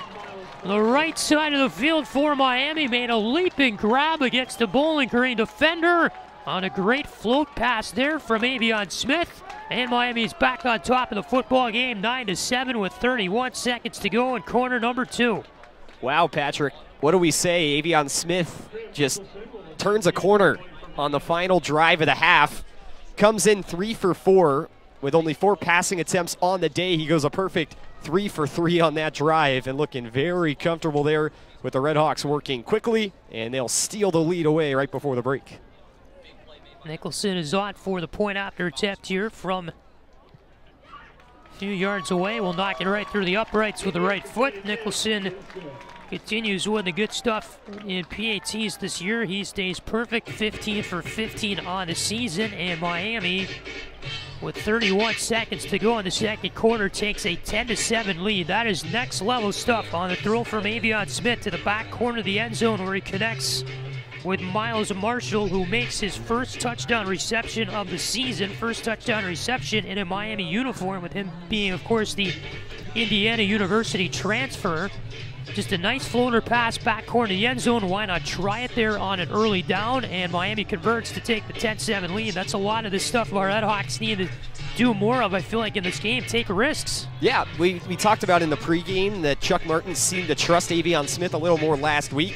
Almost felt like he had clamps on him, though, a little bit for the majority of that first half. They only let him throw the ball a few times. Admittedly, the pass protection probably could have been a little bit better. He was sacked a few times throughout the first half. But you see now, Avion Smith looks comfortable. When you're giving him the ball and you're giving him time, he's finding the targets, and he's making really, really good throws. That comes with experience. Now that he's got it, he's able to make throws like that. And I'm looking for the RedHawks to throw the ball a lot more in that second half. You got to trust Avion Smith to really try to take over this game moving forward. But for now, you'll really take that lead based off the way the offense has struggled throughout the first half. He certainly has the experience level to make it happen and do it now. I don't think you ask him to make that kind of throw earlier on in the season when he began his backup little endeavor here for Brett Gabbert. Definitely but not. He has the experience and it appears now the skill to make those level of throws, little floaters with precision to the back corner of the end zone. So Bowling Green going to get the ball back here. Nicholson raises his right arm, will kick it away from right to left. With 31 seconds to go in the second quarter, going to be a line drive that will go out the back of the end zone. That was a fast mysterious. That ball had no rotation, which is what you'd intend as a kicker, but with the wind, obviously, you have no idea, it seems like, when the ball comes off the tee. You just kind of hope it goes where it goes.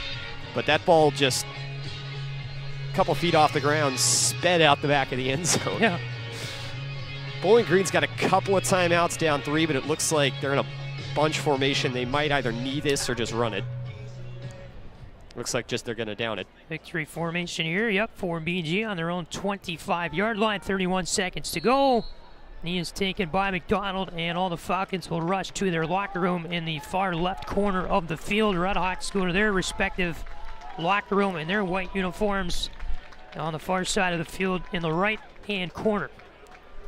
All right, so 10-7 the halftime score. It is a RedHawk lead at the half between Miami and Bowling Green, as the first half of this game comes to a dramatic sort of end compared to what the rest of the half looked like. It was a pretty boring first half, you could argue, between kind of the middle part of the first quarter, the middle part of the second quarter, and then all of a sudden, all the drama picked up for each team as we reached the halftime break. Luke, we got a little halftime report here coming up. Yes. Go ahead. Yeah, I mean, we can just recap the first half a little bit, Patrick. Like you talked about, it wasn't incredibly eventful. Sometimes there are games like this where it's just a slow crawl through maybe 25 minutes of the first half, and then it's a 5-minute sprint. I mean, that's just how things seem to go at times. But both offenses seem to start off this game a little bit lethargic. For Miami, they did have that pretty solid first drive, but you look throughout the probably 75% of that first half for Bowling Green, and it wasn't really there basically the entire time until they made it down through the interception in the end zone, and then eventually they were able to score. And for Miami, between the two scoring drives that bookended, it was just a lot of kind of 3-and-outs and run plays that blew up on first down. Again, we mentioned it on the broadcast during that first half. It was really interesting, as it almost felt predictable, the play calling for Miami throughout the first half on offense. It was a first down run, and BG was ready. I mean, they clearly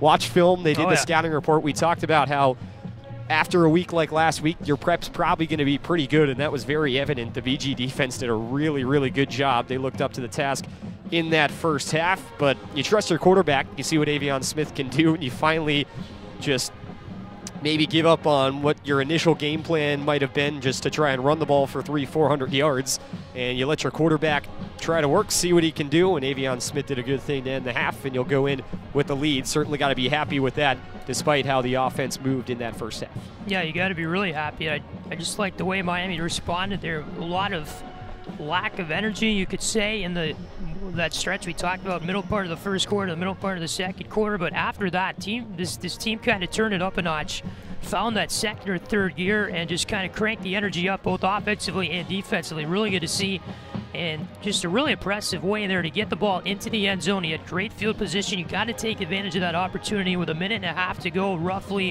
when they get the football there at the end of the second quarter, and Miami did just that. Able to fire the ball into the end zone. A great throw by Avion Smith. Really good sign to see, Luke, that this Miami team can take advantage of that sort of opportunity and capitalize on it with no timeouts, too, with a minute 30 left to go, basically from midfield to punch it for 6 points. Yeah, and I think the recurring theme, Patrick, in the wins for Miami, you can kind of take out the Robert Morris game for a little bit, just because that felt like a game that Miami should win. But in those more quality wins, if you will, here in MAC play, and of course the win against Northwestern, it felt like the timely plays were there for the RedHawks, and despite maybe not playing their best game here today, like they did in that first half against Northwestern, the timely plays were there. You look at the interception in the end zone, you look at the entire sequence in that final 5 minutes, you're finally thinking maybe your offense, after getting some good field position, can march in. You get moved back by a penalty. That's something that both teams have to clean up in the second half. The penalties were absolutely atrocious on both sides. But you get moved back by a penalty. You end up having to send Dom Drobin on, but he does what he does and pins BG inside the 10, and your defense is finally able to work. The Miami defense has not been as disruptive as I think they've been used to today. Normally you're seeing them make a lot of big plays. We saw it on the first drive a little bit. Matt Salopek made a couple of good plays, but after that it felt like they kind of sat back. On that final drive on defense, you're able to get the strip sack on third down, force the punt from inside the 1, and then let your offense go to work with good field position. That final few minutes for the RedHawks was really, really good, and I think opportunism has been the key for Miami here in this game as they have the lead, and that's been the key for them in wins all season long. Is that the best thing in the world? Maybe, maybe not. You know, you'd love to see a more complete game and a complete win, and I don't think the RedHawks have played yet, and even if they were to win this game, I don't think you could call it a complete game based off a first half that was a little bit mediocre, but you got to love the opportunism that this team has showed earlier on in the season and here tonight, certainly. You do, and that's it. That's how you win these games. On the road, poor weather conditions, with the wind. You know, you're probably not feeling 100% with the noon start, let's be honest. And so you got to take advantage of the opportunities presented to you, especially against a team like Bowling Green, who could play really, really well or play very, very poorly. And they're playing decently here today, which is what we expected. So, yeah, if you're Miami, that's how you win the game. You take advantage of things like that and hope that, you know, you don't give up great opportunities to the other team and let the other team take advantage of them. So I think Miami's doing their pretty good job so far, Luke. I'm sure Chuck Martin would like to see a little more energy, a little more fight from his team in the second half of the game. That's something that might come out for Miami as the game goes on, and you'd hope it would if you're a Red Hawk fan. But I think if you're a Miami, fan right now, knowing that this Bowling Green team comes into this game up against the wall basically and cornered, they need to respond very well after such a poor performance against Buffalo last week. You got to be, satisfied if you're a Miami fan coming into the halftime break of this game. Yeah, absolutely. I would agree with that. And I think that, there are obviously going to be adjustments on both sides, but I think Bowling Green going to be generally pleased with how they played in that first half. I mean, you hung in there. You gave up the late touchdown, and that's not the most fortunate thing.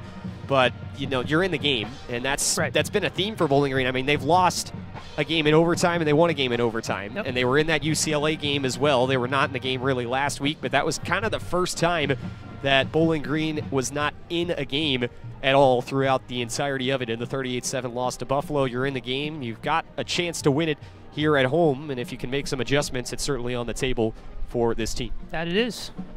Take a look at some of our stats from the first half, starting on the Bowling Green side of things, as Matt McDonald, 9 for 16 for 75 yards and an interception. He was sacked twice. The leading rusher for the Falcons was Jamal Johnson, who had 19 yards off of 3 attempts. Additionally, Jason Patterson for Bowling Green had 17 yards off of 4 attempts. McDonald with a net gain of 10 yards. He had 21 yards gained, minus, of course, the yardage that he lost on the sacks. Top receiver for Bowling Green was Tyrone Broden, had 2 catches for 28 yards in the first half.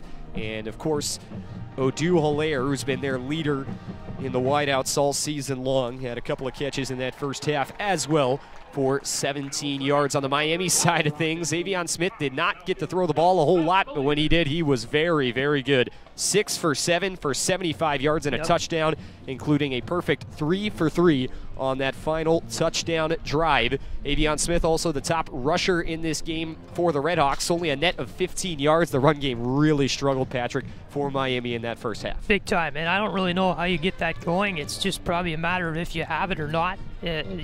During a game, when you show up to the game and start playing, do you have the run game today or do you not have the run game today? It's not quite working. I don't really know why, but that's a big tool Miami used last week, especially late in their win against Kent State, to pull that one out. So Miami wants some success. They got to do something, change something here to get that run game cranking, because that's a big part of success, and especially with the way the wind is blowing around here today. We know what the wind is like. We've been up here before.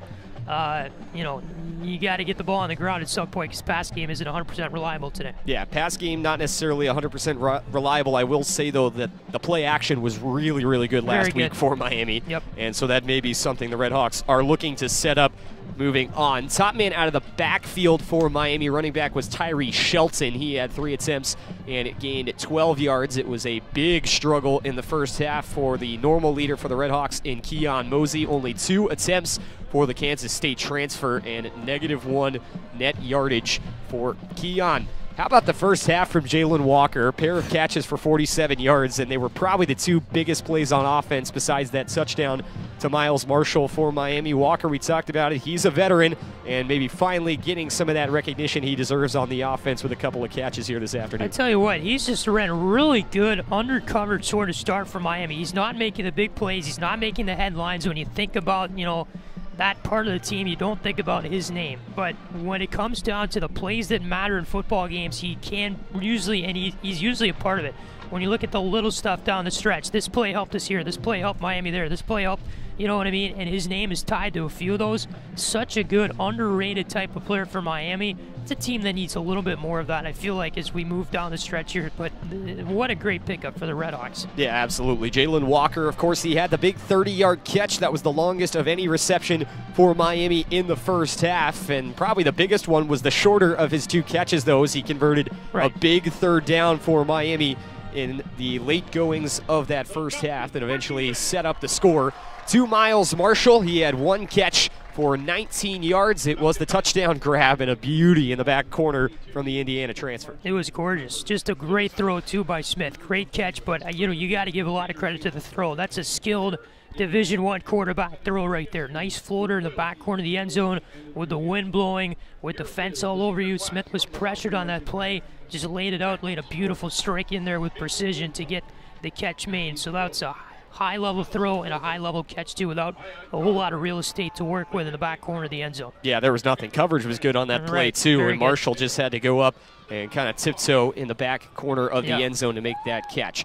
That put Miami back out in front 10-7. RedHawks led this one 3-0 before BG responded with a touchdown. Falcons led throughout the later goings of that first half before Miami punched it in late with less than a minute to go. 31 seconds on the clock when Miami found the touchdown to Miles Marshall. BG with 10 first downs to Miami's 7. Falcons worked it down the field decently well in that first half. We talked about Miami's inability to get off the field on those third downs, and especially the third downs early on in drives that really hurt them in their defensive efficiency throughout the first 2 quarters. It did, and that's one of the things that they really struggled with. I think that's probably for Chuck Martin just a side effect maybe of this noon start. You're a little bit tired. I don't know what you pinpoint to that, but another thing that Miami will probably look to improve on in the next half. But you know what, Luke? I think if you're a Miami fan, with all those things considered, you'll take the result right now. Yeah. This is where you want to be against Bowling Green on the road. Absolutely. And so for Bowling Green, they had 75 yards through the air. Miami with the equal tally, 75 as well for the RedHawks. 52 rushing yards for the Falcons, 32 for Miami as we headed into the break. A couple of games going on around the MAC in non-conference play. Buffalo in New England taking on UMass, 9-0 Bulls leading over the Minutemen. That game has just gotten going in the second quarter.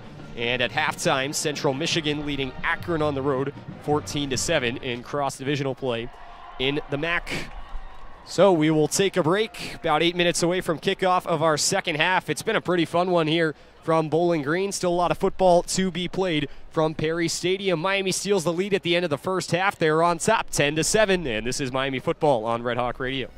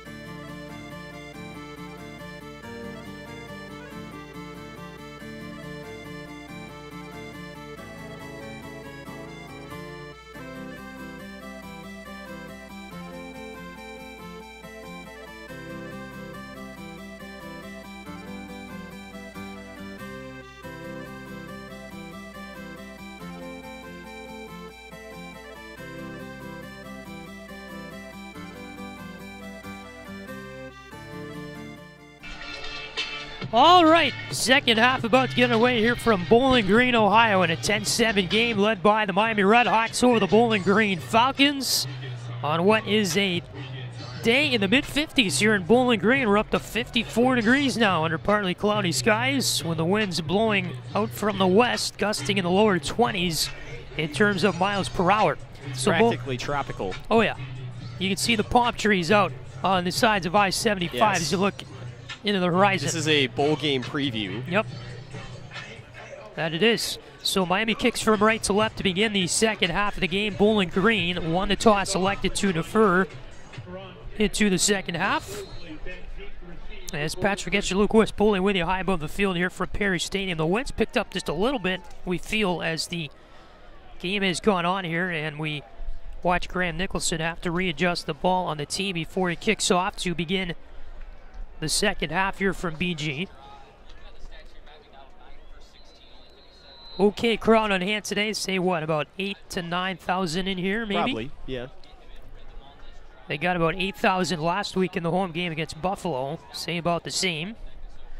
Nicholson raises the right arm, will send the ball with his right foot through the air. End over end kick. It will be caught and returned from the goal line by the Bowling Green returner, and Teron Keith will just go right up the middle of the field. RedHawks meet and get to him on the other side of the 25-yard line. The ball came out very late, and Miami says they have it, do they? Officials say no. No. Say that Keith was down. The entire RedHawk special teams unit pointing their fingers the opposite direction, as you would imagine. And everybody points at each other. Oh, yeah. So Keith was down on the return right up the gut as he made a decent return on it, getting out to about the 27-yard line. He's been a pretty bright spot for Bowling Green this season. First attempt from there for BG. McDonald and company are back out. We get a whistle. I bet they're going to review this.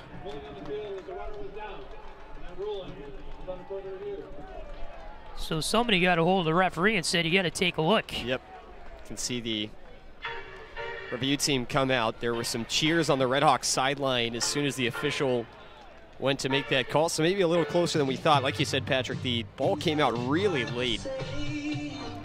I couldn't really see when it came out. Yeah, we couldn't even really see the ball, yep. But no one on the Miami side of things really started to celebrate really hard. And even afterward, when guys are pointing, you can kind of tell based off the body language when guys are just kind of pointing just to point when they come away with the football versus when they legitimately think it's a fumble. And a lot of the Miami guys weren't incredibly hyped up or excited. It really looked like one of those plays where the ball just dropped on the ground after the ball carrier was down and the defensive team came away with it. Yeah, it was that kind of body language for sure. Our referees are looking at this. Today's referee from the Mid-American Conference is David Siegel.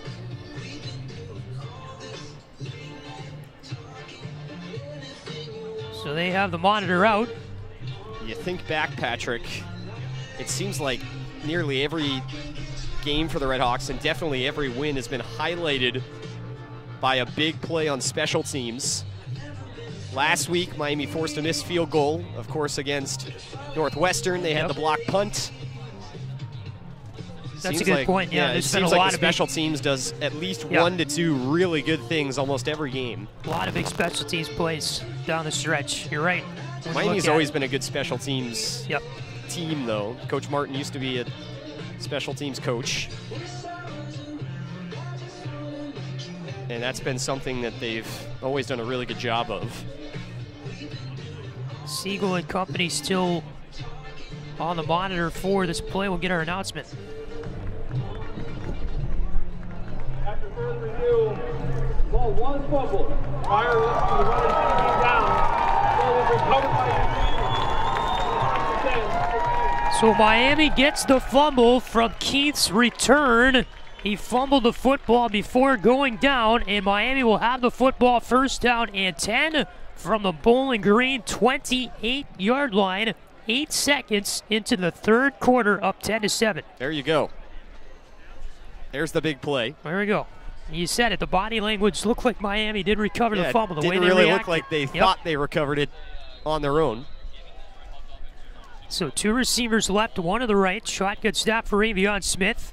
As the backfield empties out, Smith Arcing his way to the right on a key play here. He's going to scramble forward up the right hash for a decent gain of about 5 yards, maybe 6. Gets his way out to the 23-yard line of Bowling Green. So it'll be a gain of 6. Second down and 4 is coming up. Yeah, smart adjustment there mid-play. Smith kind of went rogue. That was designed for him to go left. He went there was no room, so he just decided to kind of worm between 2 linemen to the right, and there was a lot of open field for him there. Shotgun snap. Smith hands off to the man to his left in the backfield. That's Kevin Davis. Marches forward to the 20, shut down just shy of it by a pile of Falcon players. Gain of about 1, if that, and it will be a 3rd and 3, they say, officially coming up. RedHawks get it down to the BG 21-yard line. Miami keeping the ball on the ground, and the wind, what do you know, is kicked up even more since the RedHawks have taken over the ball. 3rd and 3. 2 receivers left, 1 to the right. Shotgun snap will await Avion Smith. Kenny Tracy to his left in the backfield. Tracy moves to Smith's right. Avion goes to the line to bark some orders here with 5 on the play clock. Returns to the shotgun. Claps twice. Snap is in Smith's hand. Looking to throw. Plenty of time. Far side throw. It's incomplete. Leaping up for it. The intended target, I believe, was Walker over there, who was hit very hard by the man in coverage. No flags in the play. Number 3 with a good breakup in Chris Bacon, the safety. And the players down on the far side of the field who got the hit for Miami. It was a hit up high by Bacon. The throw was high. Player leapt up to grab it. Bacon kind of laid the helmet into the shoulder area of the intended target. I beg your pardon, we don't have a number yet on this Miami player on the far sideline. It was Reginald Virgil. Okay. Back up to Mac Hippenhammer in his spot. And that's just kind of one of those lurking plays that the safety does. It almost looked like it was designed that way, as the man in coverage on Virgil kind of jumped in front of him, which almost gave Avion Smith the illusion that Virgil was open. And Smith floated that ball right to Virgil, who leapt up to make the catch, but right behind him, Chris Bacon was ready to launch. And that was definitely the hardest hit we've seen all game. Yeah. Jarred the ball loose. Chuck Martin just went over to talk to some of the training staff, and they're taking a timeout here on the field. So we'll take one as well as they attend to the injured RedHawk. 13:25 to go in the 3rd quarter. Miami 10, Bowling Green 7. Back in just a moment. This is Miami football on RedHawk Radio.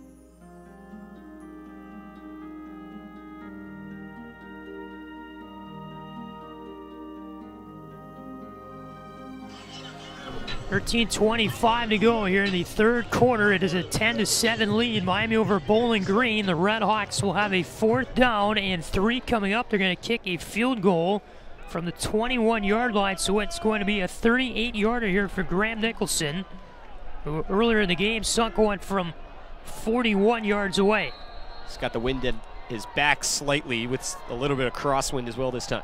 38 from the right hash. The snap is good. The kick has the distance, and it's good from Graham Nicholson.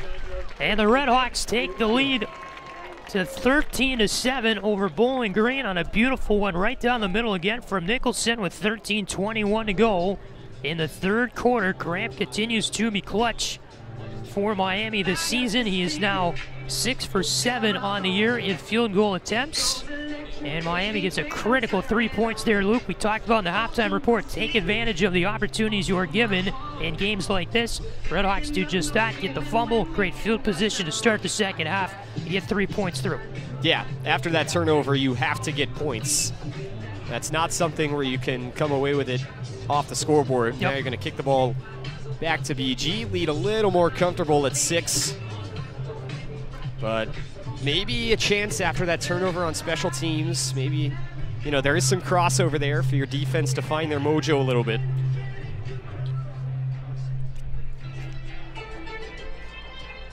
So we'll get the kick away here from right to left as Nicholson will send this one away from his own 35-yard line to the Bowling Green Falcons waiting deep. One of them is Teron Keith. The other one is, I believe, Nick Mosley, number 5, in brown for Bowling Green.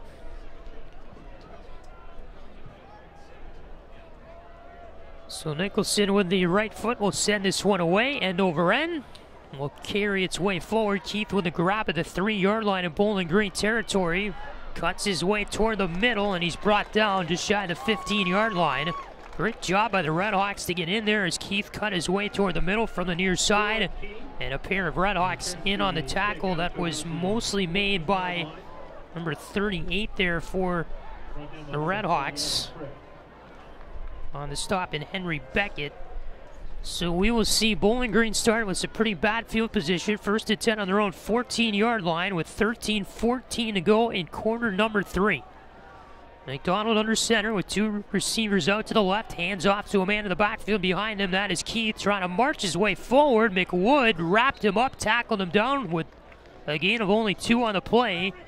Out to about the 17-yard line there.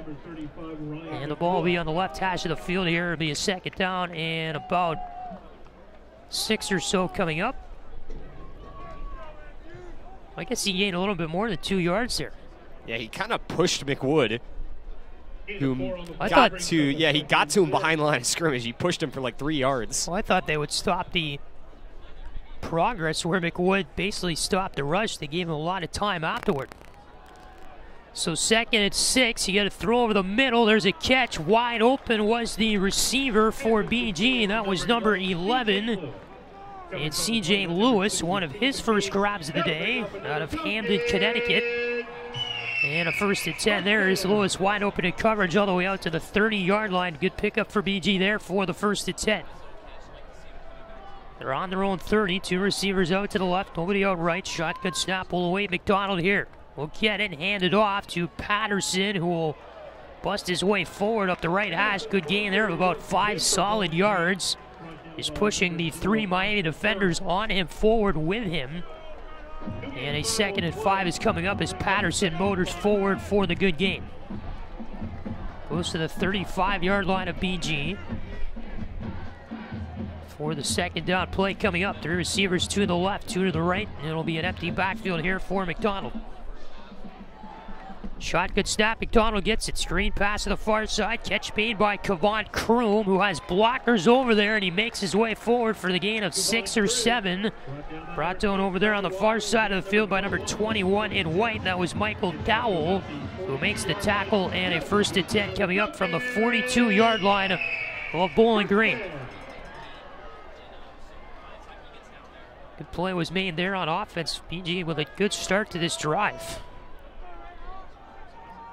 A little offensive adjustments at the half. 2 receivers on either side. McDonald will fake a throw, hand it off to a man in the backfield, scrambling ahead for a gain there of about 3 yards to the 45-yard line was the rusher in Jamal Johnson, the sophomore from Frankfort, Illinois. Johnson gets to the 45-yard line for second down at 7 coming up in BG territory. Pistol formation here. To the line for the snap is McDonald under center. Gonna play action, move back for a throw. Pocket collapses, it's some trouble. Dowell chases him down and sacks McDonald. For a loss of 2 on the play, all the way back to the 42-yard line. It'll be a 3rd and long coming up for BG. No options down the field there for McDonald, who was moving to the far side. And Dowell wraps him up for a 3rd and 9 coming up. Yeah, Miami's still not able to get to the quarterback in the pocket. They force him out, though, and that time finally able to smother McDonald out of the pocket, who's made some big plays from the flanks so far this afternoon. And it'll force a 3rd and long. 3 receivers out to the right. There's 2 to the left here for BG. Empty backfield for McDonald. Ball sits on the 43-yard line of the Falcons. McDonald throws it over the middle, and that's a clean drop made by number 11 on the target, and Lewis, who had a season high last week, 82 rec yards, transfer from Boston College. And Lewis there just wide open over the middle. He had a great chance at a catch and a 1st down. The ball too slippery. Yep, good route design, good run. He was wide open right at the 6. That was a good throw by McDonald. Everything was set right up. It hit him right in the numbers. Yep. Almost tried to catch it with his body. Secured it for a moment, it looked like, and then just a clean drop like you mentioned.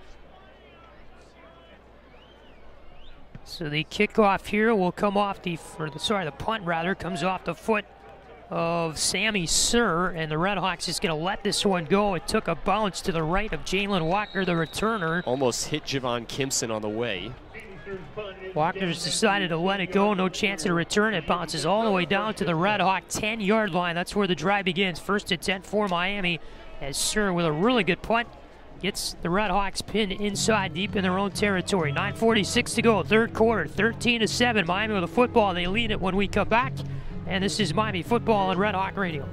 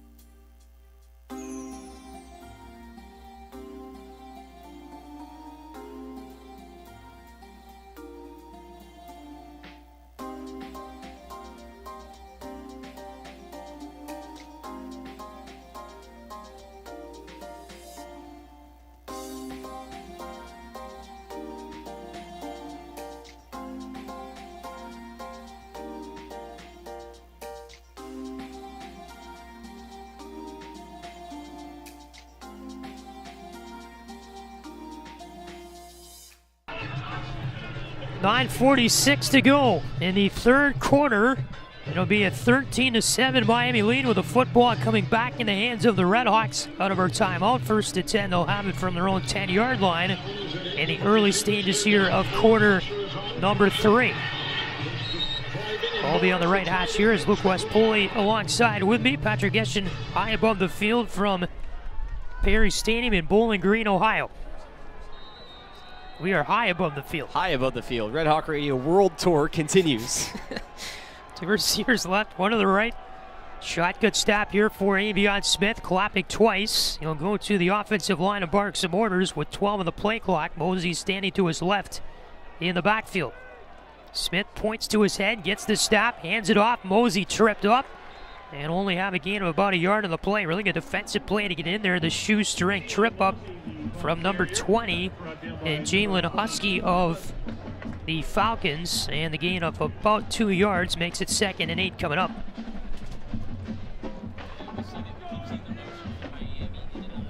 Ball will be on the right hash. On the 12-yard line of Miami. 2 receivers left, 1 to the right. Shot good stop awaits Avion Smith. Claps twice, gets it off, walking backward. Will throw a deep one down the field to the near side. Almost intercepted. It was about 5 steps in front of Mac Hippenhammer, number 10.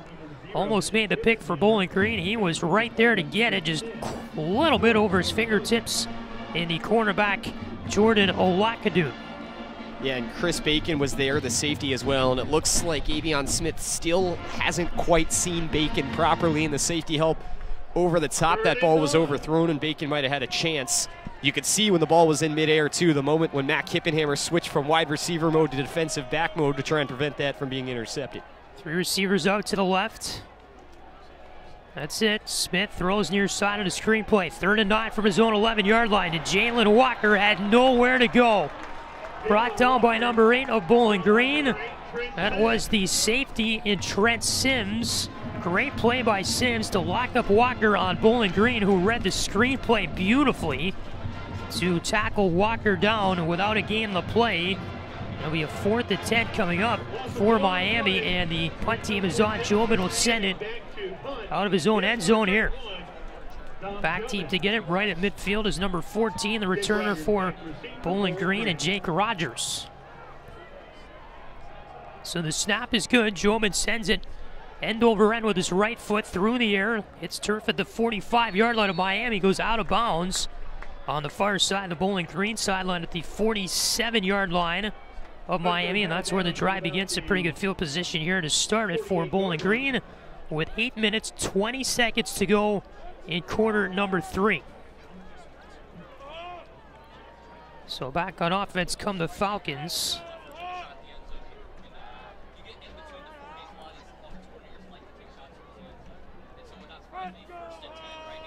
Sun is out. It feels a lot better than it did even definitely. An hour ago. It was pretty good out here, minus the wind. It almost felt like a morning start the way it was cold and early, but now it feels a little more normal. Like lunchtime. All right, the shot could snap to McDonald, hands it off in the first play of the drive. No gain there for the rush. Actually, they're going to give him about a yard. That was a carry forward there by Patterson for a 2nd down and long coming up for Bowling Green up ahead to the 46-yard line of the Falcons.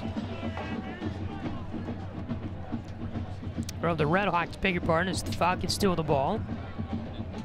Here on offense, 3 receivers out to the right. Nobody out to the left is McDonald here with the ball on the 46-yard line of Miami. Faces a 2nd down and long. Man who is right in the backfield hands it off to that man. That's Johnson, who powers forward to the 40-yard line.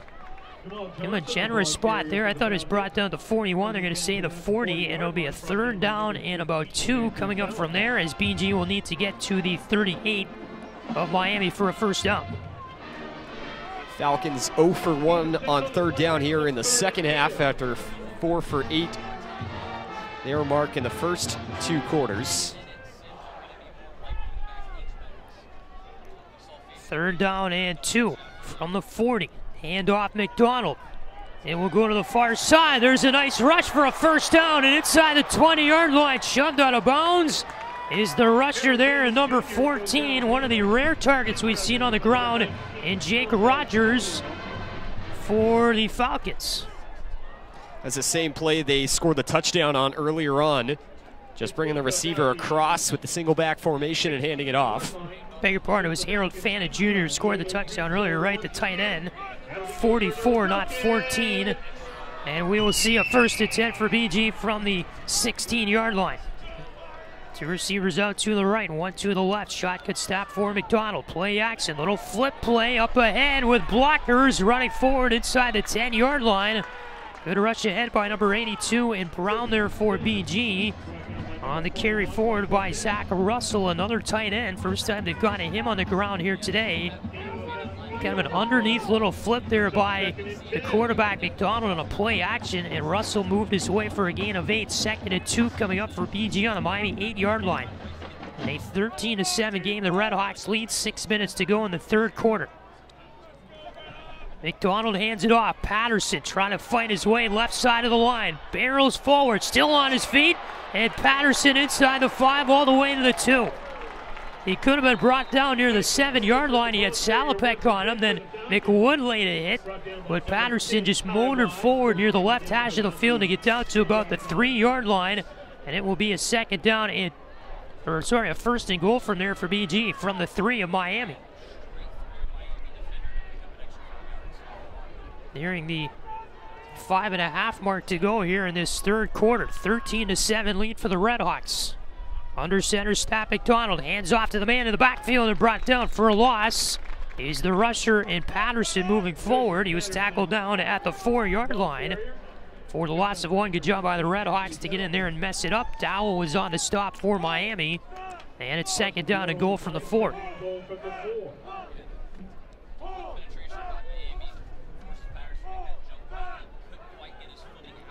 Bowling Green will line up, 20 on the play clock here. 2nd and goal for the RedHawk 4-yard line. Pistol formation to the line for the snap. McDonald, play action, looking to throw. Bullet over the middle, almost intercepted.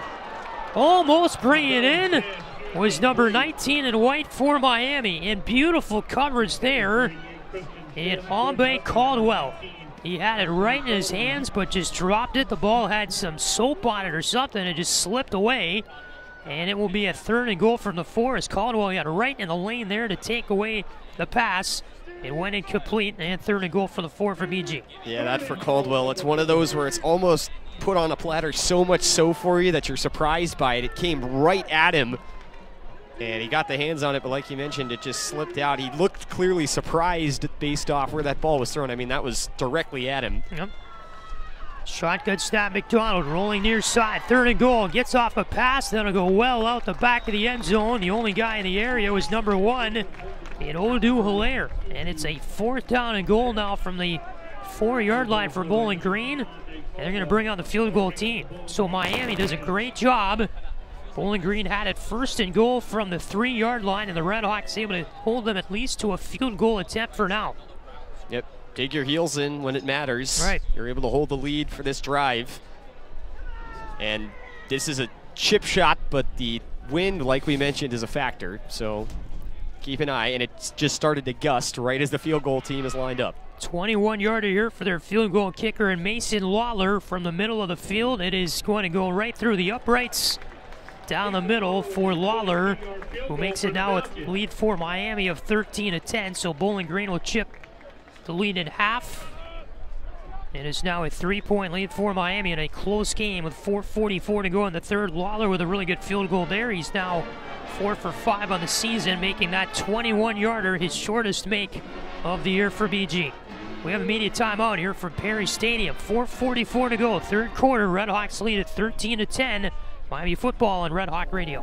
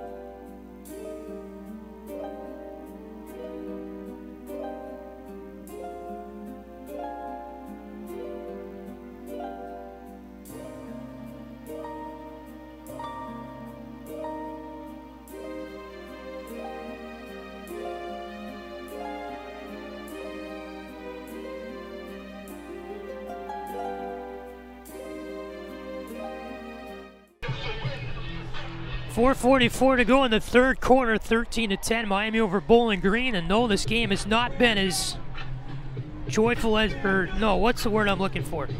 It's clean? As clean as that music. Oh, yes. As smooth? As smooth as that music. It has been just a weird, choppy game. It's been very choppy. Not a lot of rhythm to it. Weird plays, weird storylines. Not complaining at all. It's been a great game to watch. It's been a good game. Just graceful. That was what I was trying to say. Just hasn't been as graceful as that music. Yeah.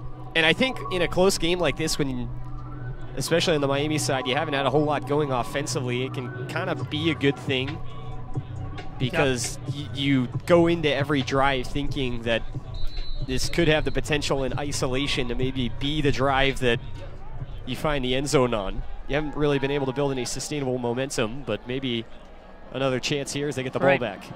Kickoff from left to right off the right foot of the kicker, Lawler, brought in by the Red Hawk returner, Jalen Walker, on his own 10-yard line from far side to near side, and Walker trips up at the 12.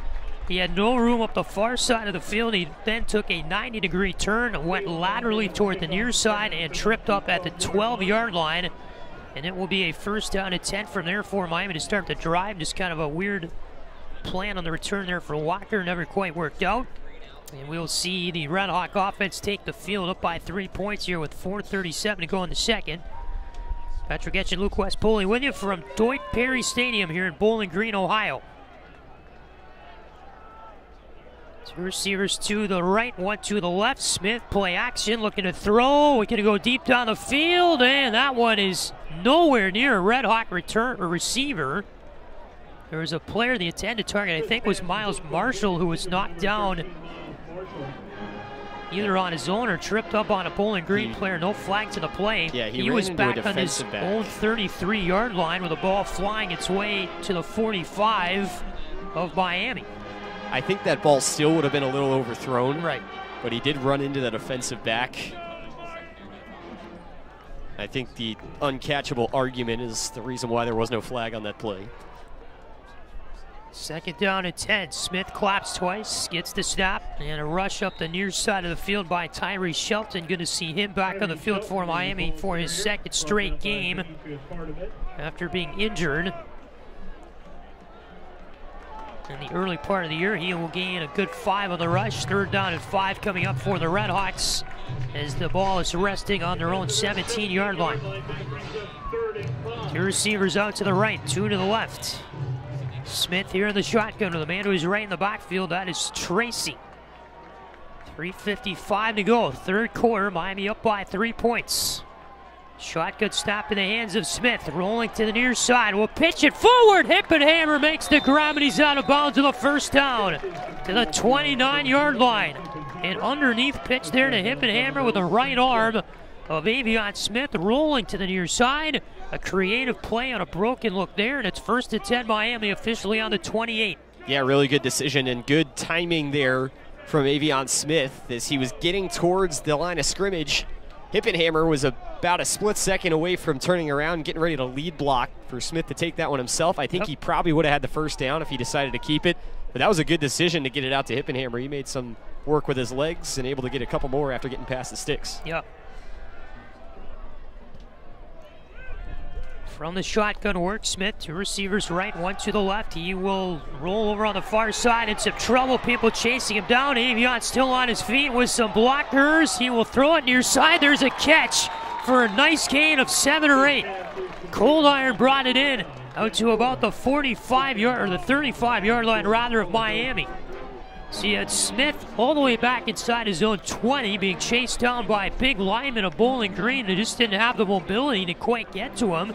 Nice athletic moves with the footwork to get out of the backfield to throw forward, and Cold Iron made the grab at the 35-yard line, found some open space and got the pass to him. Yeah, good for Avion to finally evade a sack after he's been dropped numerous times. Two receivers left, one to the right. Handoff here to Kenny Tracy, who will be stopped a yard short of the first down. On the second down and short, it'll be a 3rd and 1 coming up for Miami. Got his way out to the 37-yard line of Bowling Green, of Miami rather. And going back to that last play, Patrick, I mean, how good has Avion Smith been on these scramble drills, Great. on these broken plays? It's been the strong point of his day. 3rd and 1 for Miami. Receiver on either side. The man on either side of Smith in the backfield. Avion to the offensive line will go right under center, try quarterback sneak, and Avion's got it. Enough for the first down. About a yard plus. And they're going to say move the chains. Yep. So it looked like it was going to be a design run there or option, and then Smith goes right under center from the shotgun and barrels forward with a quarterback sneak to catch everybody off guard, gets his way out to the Miami 38-yard line, and it's 1st and 10 from there for the RedHawks. Yeah, he tried to draw BG off sides. You could tell there was kind of a multi-step plan in place there. They decided to go with the sneak. Receiver on either side. Smith from the shotgun will clap a couple times. Backfield empties out. Avion looking to throw. He was contacted from behind. The ball is loose. It's still out. Who's got it? The pile up for it. We don't know who has it. They're digging through it. I think Bowling Green maybe got their hands on this football. Still figuring it out. Smith fumbles the ball. And it will be Bowling Green ball. Yes. Falcons get the fumble. The recovery is made by Bowling Green's number 60 on the play. And Dontrez Brown, the lineman from Fremont, Ohio. Smith there caught his right arm back to throw. Coming from behind, the hit was made by number 60, the lineman in Brown, who got the ball out of Avion's hand as it was back behind his head. The ball loose on the turf, got knocked around. Brown ended up falling on it, and it will be a 1st down and 10 from the 34-yard line of Miami for Bowling Green. Yeah, that was not on Smith. Pass protection was poor. And it looks like, yeah, VG is going to take back over with great field position. Hand off here up the middle, brought down will be the rusher. Who started out for the Falcons there, number 28 in Patterson. One on the play, few RedHawks in there to make the tackle in the play. Be a 2nd down and 9 coming up as the ball advanced to the 33-yard line. That ball was resting on the turf. I just saw when they spotted the ball and put it down, it rolled away from the wind. Blew back like 2 yards. So 3 receivers to the left, man to McDonald's right in the backfield to get the whole entire RedHawk defensive line jumping in the air. They're going to get the snap off without a flag. McDonald throwing far side, catch wide open inside the 20-yard line. This the receiver and Tyrone Broden. To the 19 he goes, 1st down and 10. The Miami defense was all jumping there, thinking Bowling Green had a false start call. They never got it, and it kind of hurts Miami, bites him in the foot. Yeah, it was a good job by McDonald there as he recognized that and he took full advantage.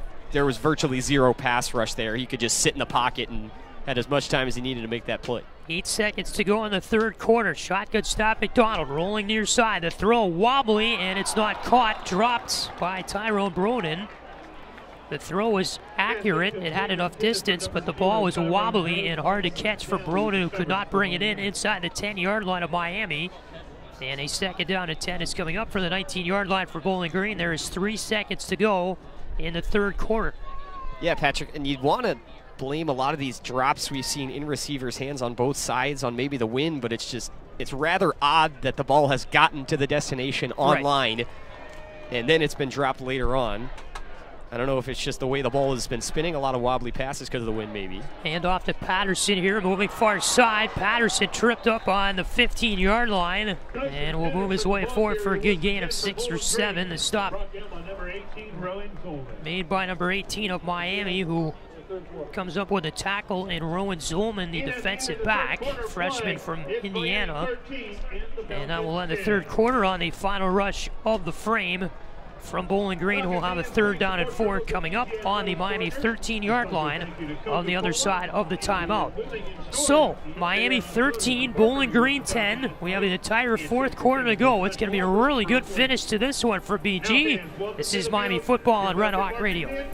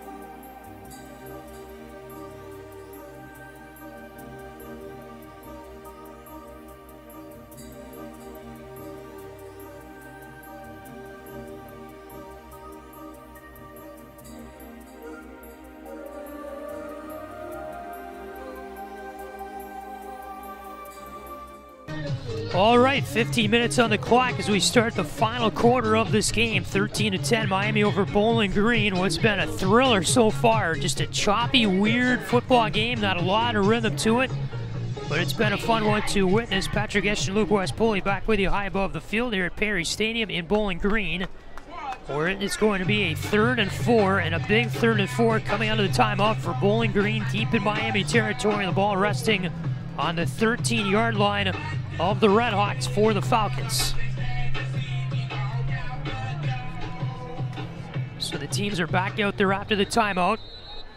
Between quarters, McDonald under the shotgun for the snap with a receiver on either side. They'll get the shotgun snap here, walk his way backward, throw over the middle that got tipped and incomplete. RedHawk hand got on it. It was the hand of Michael Dowell, his right arm, tipping the football downward. And a 4th down and 4 is coming up for Bowling Green. And the field goal team on for the Falcons. Good look there as you had McDonald just trying to throw it underneath. A few players in the area it was going to go to, but Dowell, great awareness, get the right arm up and tip that football out of the air. Yeah, RedHawks got good pressure. And Dowell providing kind of that secondary option back in coverage that Miami has sorely needed when they forced McDonald out of the pocket. Now the field goal team up. So here we go. Lawler is going to kick away what here is going to be a 30-yarder from the left hash of the field. The right foot meets the football. It's off the upright and no good. It hit the right side upright and dropped right to the turf. And Mason Lawler misses a 30-yarder with the wind at his back. And the game remains 13-10 Miami as Lawler cannot tie it up. 9 seconds into the 4th quarter. Yeah, right footer just pushed it. He nearly got the bounce too. That's one of those unfortunate ones. It hit off the inside of the upright and it kind of had a 50-50 shot. That's one of those where it just depends on where the football hits the upright. Had that ball maybe traveled just a couple of inches farther, it probably would have directed off the upright and in. Instead, it pops back out, and Miami retains the lead. So a receiver on either side here. Shotgun snap awaits Avion Smith. 2 flags will come out though before the play with a lot of movement at the line. Drive starts here right at the 20. Ball start. Offense. Number 75. 5-yard penalty. First down. So the 5 yards driven backward for Miami will go to their 15-yard line here to start it. First down at 15 after the false start. Receiver on either side. Smith in the shotgun will clock twice. The man who's left in the backfield, that is Mosey, who gets the handoff. Keon to the right side of the line, trying to find a hole forward. Drove his way to the 21-yard line. There's a gain of about 6 or so on the play. So it gets Miami to a 2nd down and 9 coming up on the 21-yard line of their own. 30 seconds into this 4th quarter. Yeah, I want to get Mosey more involved here in this 4th. Yep. He was really good late in the game last week, along with Kevin Davis. Miami yet to really establish that run game. Just kind of waiting on it to happen right now, it seems, but a good rush from Mosey. Receiver on either side. Shotgun snap here for Smith, walking backward, looking to throw down the field all the time he wants. Scrambling to the near side, and a throw over the head of the intended target there on the sideline of Cold Iron. He's had a pretty quiet day. Speaking of players who haven't really made a lot of noise this afternoon, as that time Smith, the broken play, cannot find an open man. They throw over Cold Iron's head. 3rd and 9 coming up for Miami on their own 21-yard line. On the initial route, Cold Iron was wide open, and Smith did not see him. When he was in the pocket, he could have sat in, and that probably would have been a huge gain out past midfield. Instead, it was a broken play. Cold Iron had to come back, and the throw was over his head. 3 receivers left, 1 to the right. Shotgun snap awaiting Avion Smith. 3rd down and 9 for Miami. Smith, the ball in his hands, throws it far side, incomplete. Jalen Walker would have had enough distance, but it was a foot extra to his left. He got his left arm on it, but tried to make a diving attempt for the ball on the ground, could not bring it in. And the RedHawks are going to go 3 and out here to start this drive. With 14:01 to go in the 4th quarter, punt team is on. Joman will send it away. And the returner back for BG, standing on his own 42-yard line, is number 14, and Jake Rogers. Yeah, frustrating end to that drive for Miami. Definitely a makeable first down. Jalen Walker found a bubble of space. Right-footed Jobin sends a line drive, hits turf at the 49-yard line of Miami, skips forward and goes to the Bowling Green 44. Great touch is made there by the RedHawks special teams unit as Rogers on the low kick just kind of backed up, never made an attempt to get it with 13:52 to go in quarter number 4. So the ball is on the 45-yard line of Bowling Green. That's where the drive begins for the Falcons. We come out of our next timeout. Take a quick break here from BG. 13-10, Miami leads it. This is Miami football on Red Hawk Radio.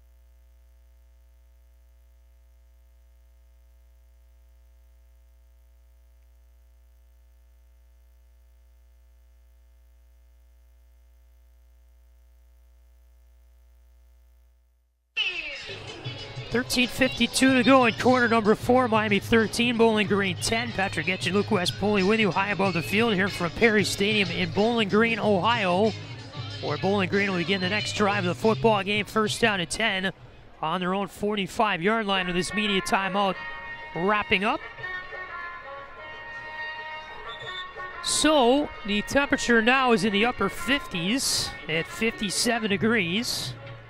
The wind still blowing pretty hard from near side to far side of the field where we are, with the gusts in the lower 20s in the miles per hour. Just kind of the way it's been. The sun has been out though for the majority of the second half of the game, which is good to see. So out of the timeout, McDonald will go from the shotgun with 2 receivers left and 1 to the right. Red Hawk defense going to rush 6 here. Shotgun snap, McDonald from his own 45. First and 10. Lifts a long throw down the near side of the field, and it's incomplete, but a flag comes out. Number 1, the intended target, well overthrown there in Hilaire. The ball was about 5 yards ahead of him, but the flag came from the official on the near sideline, the Miami sideline of the field. Yeah, it was in the secondary. When that ball landed, there was not a lot of contact in coverage, but it could have come before that as to why that ball was maybe so overthrown.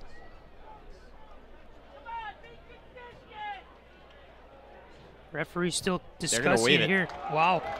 Yeah, I mean, the receiver wasn't really touched from my angle. I was a little bit surprised to see that flag, and I thought it was maybe because before I looked that way there was some contact, but I guess not. So that ball was very far from the receiver too. Yeah. Bowling Green's not going to like it, but I think the decision was made correctly there. You can hear the discontent from the fans below us. A lot of red in the crowd, by the way, below us as well. Tons. This is probably the best road presence we've seen from Miami besides that Northwestern game. They almost outnumbered Wildcat fans at that game. They did. But shotgun snap, McDonald with it here, throws over the middle. There's a catch, really good look, and tackled down at the Red Hawk 45-yard line is C.J. Lewis. Brought down over there by number 2 in white. On defense for Miami, that was McKee who made the stop, and the ball down to the 44-yard line of the Red Hawks. Really good look there and a good catch by Lewis. First and 10, BG. Yeah, BG's been moving on these past couple offensive drives, and what Miami's been doing defensively don't think is very sustainable. 2 receivers out to the right, handoff here. Patterson is met hard by white uniforms about 2 yards into the rush. Pushes forward for another yard to the 41-yard line. Gain of officially 3 on the play. Will be a 2nd down and 7 coming up for Patterson. But it can't continue to be bend but don't break for Miami, which has been kind of the theme for the defense. You forced that missed field goal in the last drive. You forced the field goal earlier on when BG was knocking on the door on the goal line. But especially how your offense has struggled here in this fourth quarter. And the late goings of the third can't continue that. One receiver out to the left, nobody out right. McDonald underneath throw, wide open. The catch is made and out inside the 30-yard line of the 25. Has been the guy that's been sneaky good for Bowling Green today. Number 44 on the grab, and Harold Fannin Jr. RedHawks making the tackle there. In on the stop was number 0 for Miami in Austin Ernle. Just an underneath throw, plenty of room, plenty of blocks to move forward for Bowling Green's Fannin. 1st down and 10. Falcons all the way down to the 24-yard line of Miami. 2 receivers out to the right and 1 to the left. Shotgun snap here will await the quarterback in McDonald. Throw to the far side. It was bobbled and brought in inside the 20-yard line down to the 19 there for C.J. Lewis. And a 2nd down and 5 is coming up on the game there of about 5 yards, maybe a little more for BG. He grabbed by Lewis on the far side to bring it in, kind of bobbled it at first, regained control as the pass came his way. So 3 receivers left, nobody out right, 2nd down and 5 from the 19-yard line. And it's going to be a handoff here. Moving up the middle is Taryn Keith. He's got room up the left side, and he's into the end zone for a touchdown. A rush of 19 yards to the house. Teron Keith, the sophomore, will send a cannon off to scare everybody here. And it's Bowling Green 16, Miami 13 with 11:31 to go in the 4th quarter. Yeah, really great drive from Bowling Green. Just marching down the field. And this run defense just continues to be lackluster for Miami. RedHawks are leaving a lot on the table right now, you can tell. Yep. Just no energy. PAT try. Mason Lawler's on for Bowling Green. Will knock it right through the uprights. And the Falcons extend the lead to 4 points. 17-13 Bowling Green over Miami with 11:31 to go in quarter number 4 on a great underneath play that got it going on the drive for Bowling Green. The beautiful catch and run with blockers down the field from Fannin Jr. That was followed up by the 19-yard touchdown rush by Teron Keith, and Bowling Green has the lead again at 17-13 with 11:31 to go in the 4th. Back in just a moment to Bowling Green. This is Miami Football on Red Hawk Radio.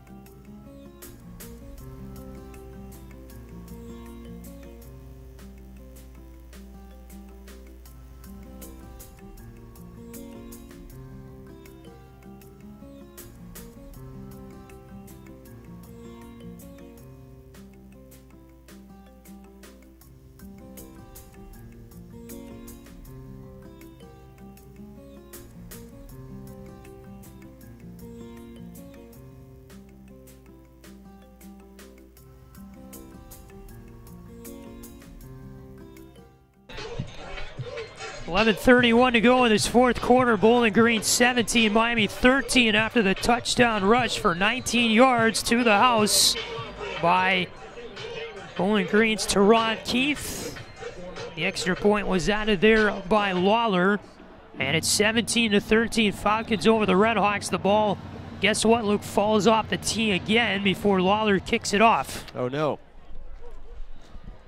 And he will have to reset it. Yeah, both teams have tried as hard as they can to get the kickoff without a holder. You'd hate to waste a man on the field by having him kneel down to hold that football. But sometimes you got to do what you got to do. Looks like BG's safe for now. We'll see if this kick is able to be sent off.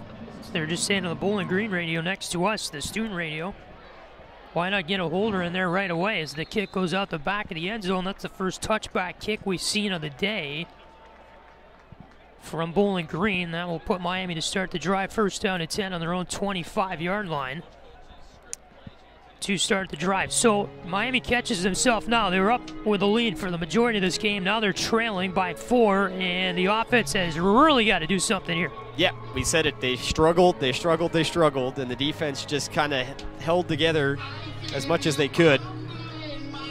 But that's over now. You don't have the lead anymore, and the offense has got to get back to work. Handoff here up the middle will go to the rusher, who was brought down with a gain of about 1 on the play. Escaped or swallowed up in the pile. Don't even know who that was. I think that was Davis. You got lifted up at the end of that.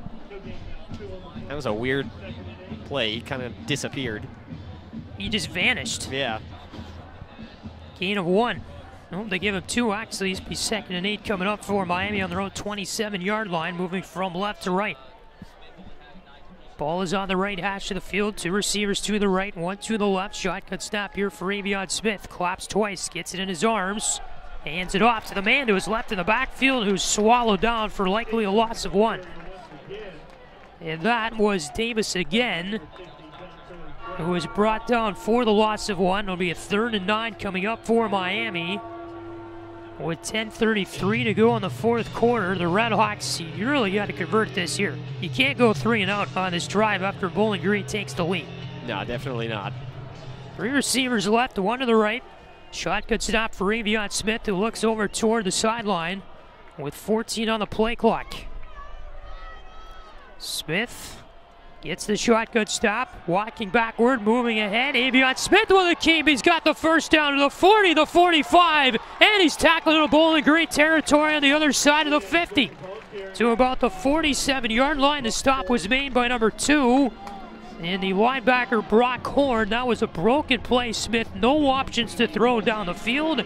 And he's able to rush it forward for a really good gain into Falcon territory. Yeah, you knew the ball was going to be in Smith's hands there, regardless of whether or not it was a keeper or a throw.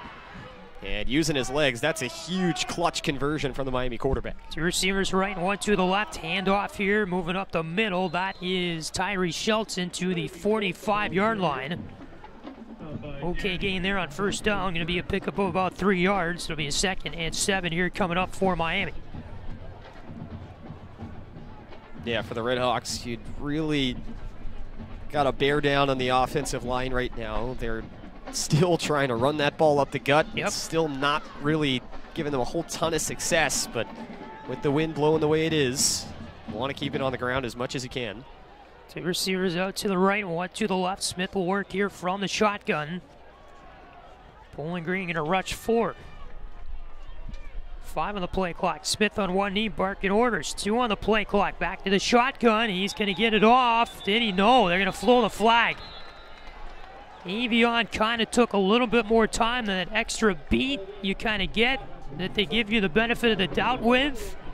And Smith and company take a delay of game to push him back 5 yards. 2nd and 7 now turns into a 2nd and 12 for Miami. That's going to kill you. Yeah, it was a personnel issue for Miami and Bowling Green. Both teams had to kind of rush players off. That took a while to get up after the last play, and Smith didn't have as much time to bark orders after the RedHawks lined up. It'll be a handoff here up the middle on 2nd down and 11. A gain of about 4 yards or so to about the 45-yard line of BG. The carry made ahead by the RedHawks, Keon Mosey. And so Miami a 3rd down and 7 here for the BG 45-yard line. They need to get to the Falcons 38 for the first. 3 receivers left, 1 to the right. Smith stares to the sideline for the play call. He's got Kenny Tracy to his left in the backfield. Backfield empties out. Shotgun snap. Smith rolling far side. Gonna keep it. Moving ahead. Avion Smith is brought down to the 42-yard line by a pair of Falcons there. He had to get to the 38 for the first down. He's 4 yards short. And I'd say you're in 4-down territory here if you're Miami. Yeah, it's decision time. You could either pin the Falcons deep or try to go for this, and it looks like the offense is going to stay on the field. No, they're not going to bring Jobin out. Jobin on. With 7:34 to go in the 4th. You still got all 3 timeouts, so that plays into it. So the RedHawks decide to not go for it on the 4th down and 4 from the Bowling Green 42-yard line. On a broken play, Smith just had to keep it there, and he rushed his way forward for about 3 yards. So Jobin on a punted away, line drive kick, end over end, caught at the 10-yard line. A fair catch is made by Jake Rogers, the returner for Bowling Green. And the drive begins 1st and 10 from the 10 for Bowling Green with 7:10 to go in the 4th quarter out of our timeout. Falcons will look to add to the lead when we return. 17-13 game. This is Miami football on Red Hawk Radio.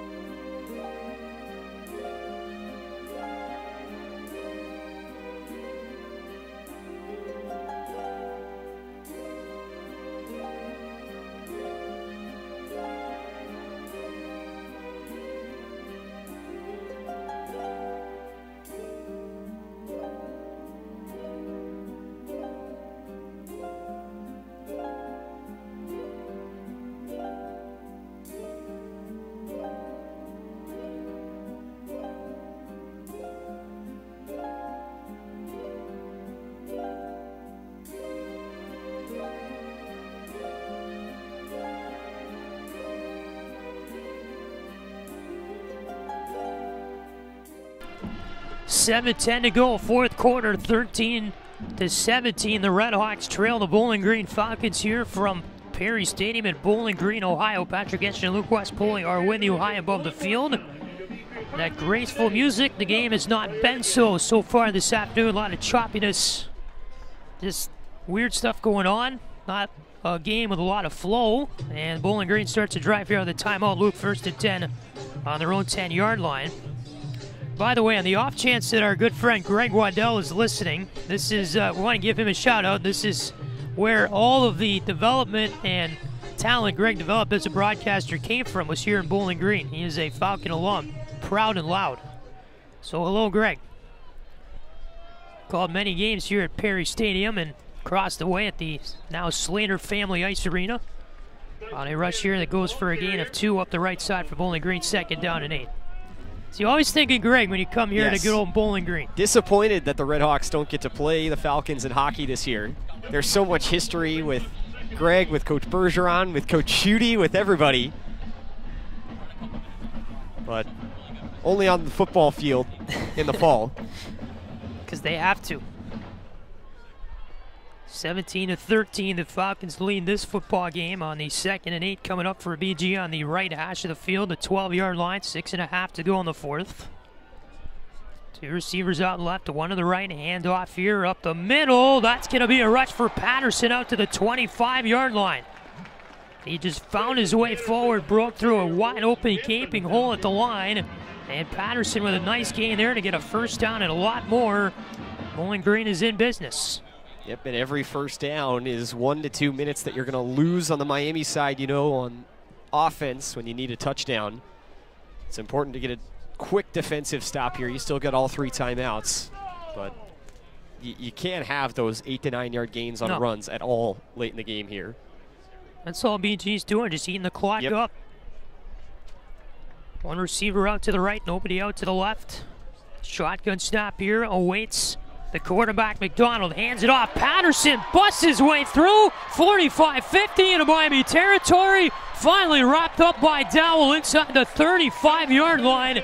On the Miami end of the field, they're going to mark him out of bounds on the 30 on the far sideline. 2 straight explosive rushes by Jason Patterson. However, a flag is down on the field on the far sideline, and all the players are moving backward. And it's going to be a holding on Bowling Green. So forget about the rush. Jason Patterson got himself down to the 30-yard line of Miami, and Bowling Green now with the penalty going to have to go back in their own territory. Yeah, still a nice gain, but you loved where you were at prior to the penalty. Tough stuff for the Falcons here. And the RedHawks run defense that is, like we mentioned earlier on in this, been one of the best in FBS statistically coming into this game, has just looked lost, especially here in the second half. They've been lost for sure. Ball here on the 38-yard line will be a first down and 10 for Bowling Green, their own 38, and we get a whistle from one of the officials.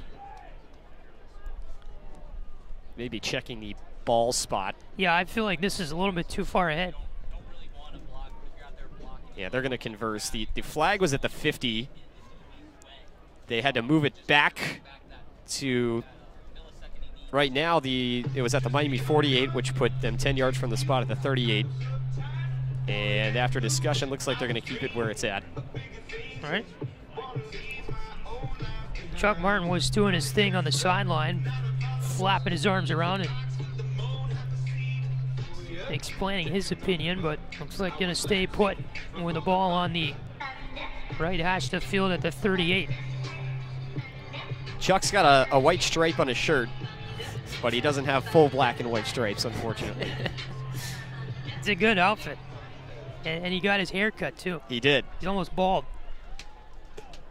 Shotgun snap. McDonald hands it off. Teron Keith barrels his way up the right hash of the field. He's brought down after a gain of 3 on the play by a couple of RedHawks, mostly in there for Miami. On the tackle was number 6 in the defensive back, Jacquez Warren. But that's the play for Miami. That should have been no gain, and instead it turns into 3 or 4 yards. Good job by the offensive line for Bowling Green to continue to push, but the RedHawks just have given up so many yards after contact today. 3-yard gain to the Bowling Green 41 for Teron Keith, who is up to 21 yards on the ground today. Ball on the right hash, 41-yard line. 2 receivers left, nobody out right. Shotgun snap. McDonald will keep it here on the option to the far side. He's wrapped up at the 39-yard line. That'll be a loss on the play. Great tackle by Saunders Jr. Got in there to wrap him up. It's been a quiet day for Saunders Jr. That time makes an impact, and the ball now is spotted on the 40, they say. Be a 3rd and 8 from there for BG. This is the play for the Miami defense. Ideal situation with Bowling Green going with an empty backfield. You could force an incompletion, the clock would stop, but that's a big if. 3:42 to go in the 4th quarter. 2 receivers right, 2 to the left. Shotgun snap awaits McDonald. Walks his way back. Will look to throw. Pressure comes in, and he's brought down. A sack of McDonald all the way back to the 33-yard line. Suttle made the tackle there for Miami. He had 3 players come in to try to make it. Suttle finally came in to finish off McDonald, and we get a timeout from Chuck Martin. That'll be the first one he uses of the second half to stop the clock with 3:30 left in quarter number 4. Defense holds, and that was a really interesting look from BG. Yep. McDonald did not really get to go through his reads properly. Salopek was lined up in the slot for Miami. He had a mismatch on CJ Lewis, a receiver on a linebacker, and that was where McDonald was looking the whole way. He had a slant down the field where he was probably going to end up right around the first down marker, and you could tell with that mismatch, obviously McDonald's going to recognize that and want to go there with his speedy receiver. But his eyes just locked on the receiver the whole way, and then things just closed off in the pocket, and he was dropped. Good play from the Miami defense. Yep. When we talk about timeliness, it was timely enough for the defense on this drive. You thought things might spiral out of control with that huge rush, and you got the holding penalty. You know, you would have loved the 3 and out, but good enough. You kept 2 of your timeouts in your pocket. 3 minutes and 30 seconds is plenty of time. And there's got to be at least some confidence, I think, with the Miami offense, knowing that they're going to probably get to play a little more free on this drive. Miami's probably going to be a little more aggressive because this conservative stuff just has not worked for them all day. Well, to me, you can't be conservative in the fourth quarter anyway, the way they started the fourth quarter out offense. And, you get the ball back on this drive knowing your run game hasn't been great throughout the day. But passing the ball, they've been pretty good. It's been limited just based off play calling alone. They haven't let Avion Smith throw it all over the yard necessarily. He's only got 15 passing attempts. He's 9 for 15 for 91 yards and a touchdown. I mean, with only 15 passing attempts, that's a solid stat line. And so I think there's probably some confidence in that Miami huddle knowing that Avion's been pretty good when he's been able to throw the ball. The one if for Miami, though, is that the pass protection needs to be a lot better than it has been today. Avion's been sacked 4 times. And the sacks, they keep the clock running. You lose a whole bunch of yards, and they're a big momentum shift. When you're looking downfield, the pass protection's got to be a lot better right now than it has been throughout this game. Yep. Wrapping up a media timeout, by the way. The ball will be on the 34-yard line here of Bowling Green, and the Falcons will send it away, we guess, via the punt with a 4th and 14 coming up. On the other side of this break, got about 30 seconds or so left in our media timeout. Greatest invention of all time, minus electricity and the light bulb, probably are the media timeout clocks for football. That's because they utilize both. Electricity and light bulbs show us. Because we know what, how much time how much time we need. Love it. It's more standardized. They just got the red light in hockey. When's it going to... In the NHL, they time them. In college, they are yet to start timing the media timeouts publicly. So the punt team is on for Bowling Green. The punter is Sammy Sir. Will send it away to Jalen Walker, standing on his own 20-yard line, looking into the sun. Sir from his own 20 for BG will send the kick away, end over end. Walker over to his left will make a fair catch on the Red Hawk 25-yard line. That's where the drive begins for Miami. 3 minutes, 23 seconds to go. Red Hawks trail by 4. And if Miami were to lose this game, Luke, it's going to really put a big wrench in the Red Hawks season hopes. Yeah, absolutely. Any team that's vying for a conference championship or a championship of any kind in college football knows that the second loss is the kicker. Yep. Red Hawks didn't do themselves any favors at Buffalo a couple of weeks ago, got back on the horse last week. But they've had a tough afternoon. So it will be a shotgun stop here to start it. Avion Smith rolling over to about the 28-yard line. He goes out of bounds on the far side of the field on the gain of 5 yards to make it second down. And, wow, they let him out with a gain of 4 there. I thought he got 5. Second down at 6 coming up for Miami as Smith to scramble to keep. Goes out of bounds on his own 28-yard line. Second down and 6 coming up from there. Clock still moving. Red Hawks have 2 timeouts. 3 minutes to go here in the fourth quarter. 2 receivers left and 1 to the right. Avion Smith collapsed twice from the shotgun. Gets the snap. Play action. Avion over the middle with a throw. Cold iron bobbled it, and it's incomplete. Jack could never bring it in. Good contact on the hit for Bowling Green. Number 23 was on it. The inside linebacker, and Darren Anders, the senior from North Olmsted, Ohio. Cold Iron's been open the past couple of plays, and that was no different. Found a soft spot in the middle of the field, was just kind of trotting around, but he got lit up. He's going to have to come off the field. He took a shot up high, and the official signaled for play to stop for kind of a mini injury timeout. Yep. So he will not be able to participate in this big third down. Receiver to the left, two receivers right, clapping twice. Avion Smith, Kenny Tracy to his right in the backfield. Smith, shotgun snap, walks backward, in trouble, throws over the middle, it's tipped and incomplete to a player who is in double coverage. Number 81, the intended target for Miami, that is Matt Bjorson, the tight end. That's one of the first times all season they've thrown to him. Yeah, Indiana transfer, and Shepard in coverage for BG. Yeah, I don't know where Smith was going with that.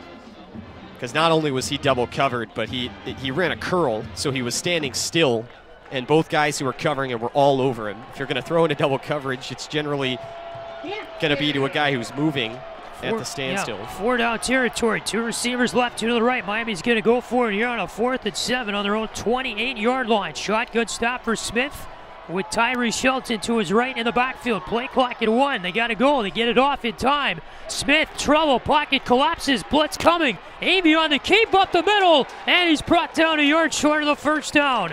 To the 39-yard line goes Avion Smith. He needed to get to the a yard short of it, and they're going to officially rule now that he was short by a yard. Wasn't even close. And the ball turned over to Bowling Green. It'll be 1st and 10 for the Falcons on the 34-yard line of Miami. The RedHawks do have 2 timeouts. There's 2:38 to go as Smith just could not carry forward enough. Looking to pass down the field, he had no options, had to keep it, went up the middle with it, and was brought down a yard shy of the first down. And Bowling Green takes over 1st and 10 on the 34-yard line with 2:38 to go in the 4th quarter. Yeah, just no options. Smith looking downfield, and there was just nothing there. He tried to run it, but he kind of had a lot of linemen in his way. They kind of held him up. There was a lot of traffic. And now need a defensive stop, some timeouts, and a prayer. Handoff here, Patterson up the right side. He will be brought down after a good gain of 6 or 7 across the 30-yard line to the 29. Good rush there by Patterson, and quick timeout called by the RedHawks sideline. So 1 timeout left for Miami, 2:32 to go in quarter number 4. It'll be 2nd down and 5 coming up from the 29 of Miami for Bowling Green. The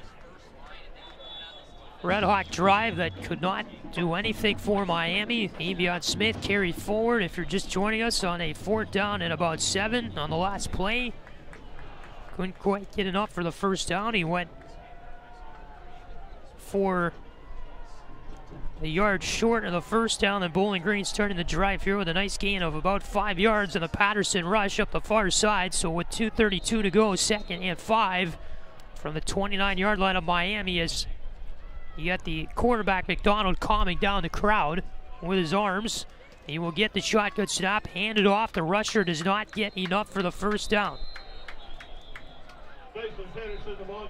Timeout quickly called by Miami. The rusher went right through the pile. There's Patterson again. He was brought down actually for a loss of 1. It'll be a 3rd and 6 coming up for Bowling Green. The RedHawks use their final timeout. There's 2:27 to go. What will be a 3rd and well, they haven't even spotted the ball yet. It'll be a 3rd and 5 coming up. Run defense has been good the past couple of drives, but you know, it's late in the game. They already kind of dug themselves into a hole.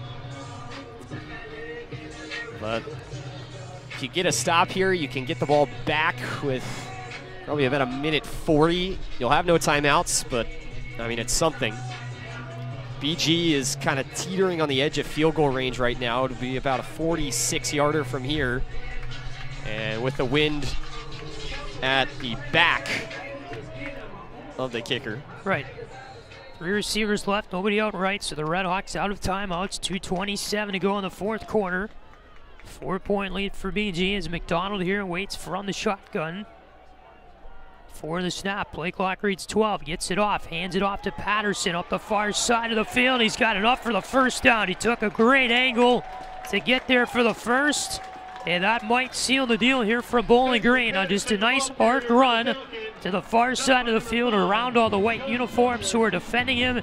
It is a first down, Bowling Green, as Patterson got a yard extra needed to the 23-yard line. He needed the 24. First and 10 from there for BG. And the RedHawks have no way to stop the clock with 2:10 to go in the fourth quarter. Yeah, BG can down this. They're lined up in the gun, but they can kneel this for the win. Three receivers to the left, nobody out right.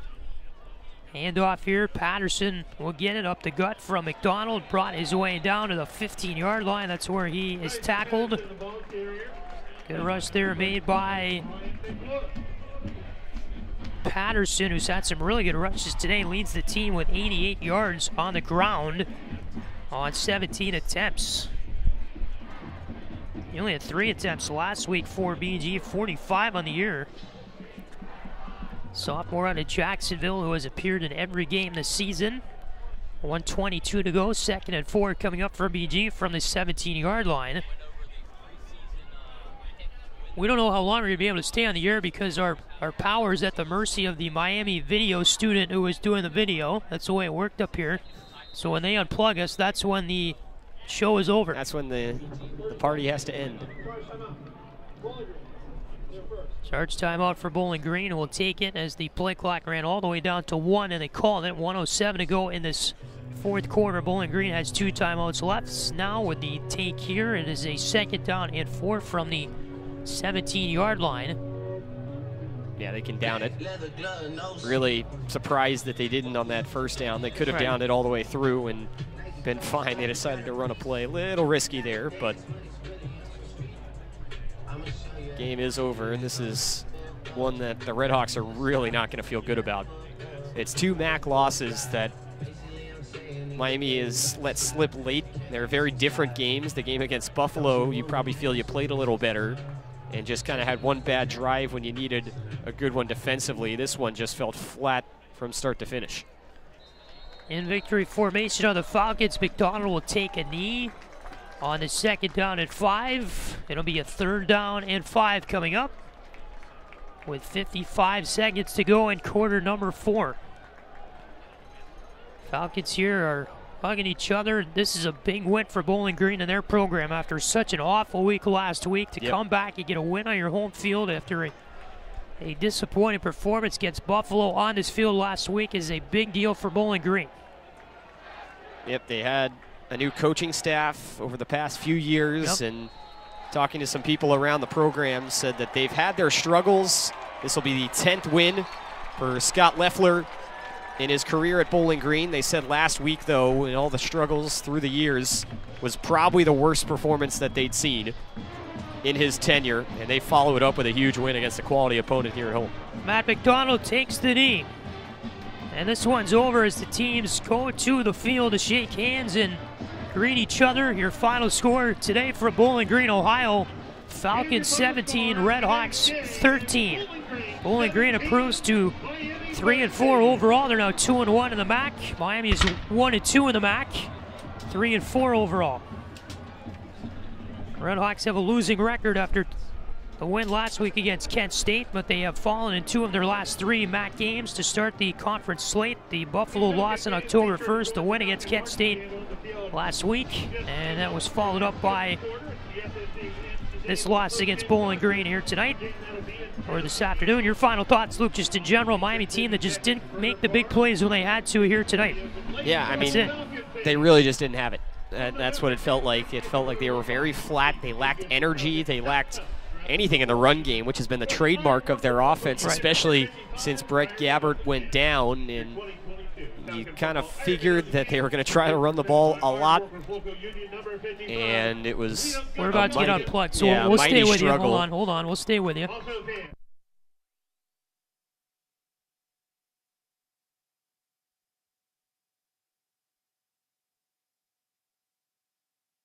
Because it's It's also available online at BGSU. All right, we're on the laptop microphone now. Continue on, Luke. Yeah, just a struggle for the RedHawks overall in this game, but you're back at home next week. You got the opportunity to improve to 500 once again, then you'll hit the road one more time before the MACtion games begin. But next week at home, you feel like you got to win, and then you hit the road against another Akron team that you feel like you probably should beat.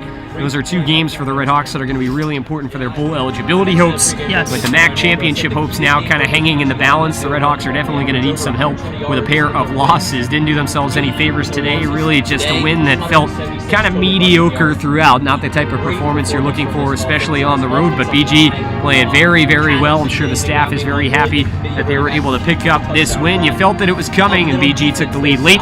They were able to hold out, and a great win for the Falcons as well.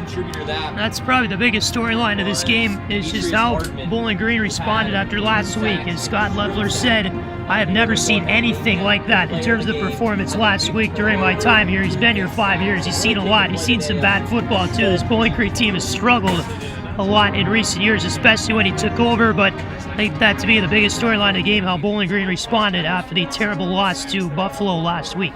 Yeah, they came out ready to play, and the offense got going a little bit slowly, but once they found their stride, they were able to make those key plays that they couldn't last week. And despite Miami leading for a long time in this game, Bowling Green never let it get away from them like they have in some of their losses this season, especially that loss last week.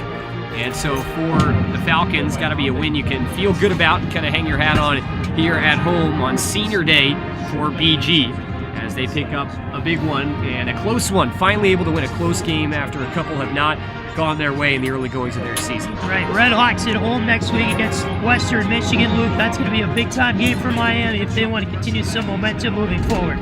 Yeah, you got to think if the MAC championship is still a possibility, it's win out. You got to win out. You got to win every single game, and that's going to start next week. But yeah, you dig yourselves into a huge hole in terms of bowl eligibility if you fall to 3-5 next week. That is not something that you want to do. We saw the 0-6 to 6-6 year, but the RedHawks certainly don't want to have to repeat that type of performance and go on a huge string towards the end of the year in order to gain bowl eligibility. That's going to be a big one next week against Western Michigan. You got to defend Yager Stadium, a place where they've had a lot of success. And, that's got to be a game that you're winning next week against a cross-divisional opponent in Western Michigan.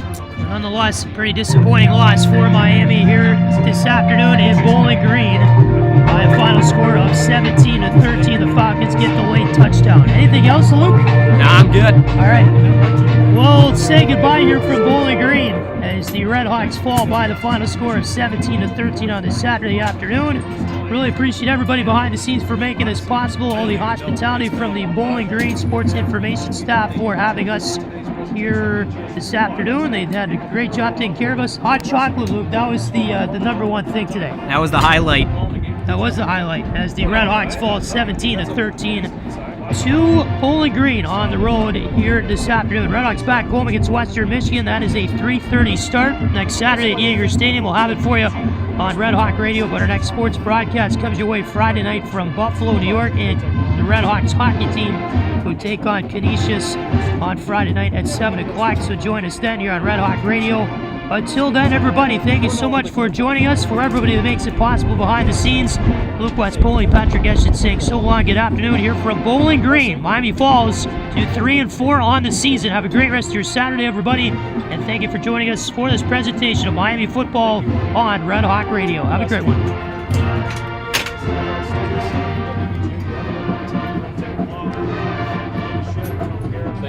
There you go.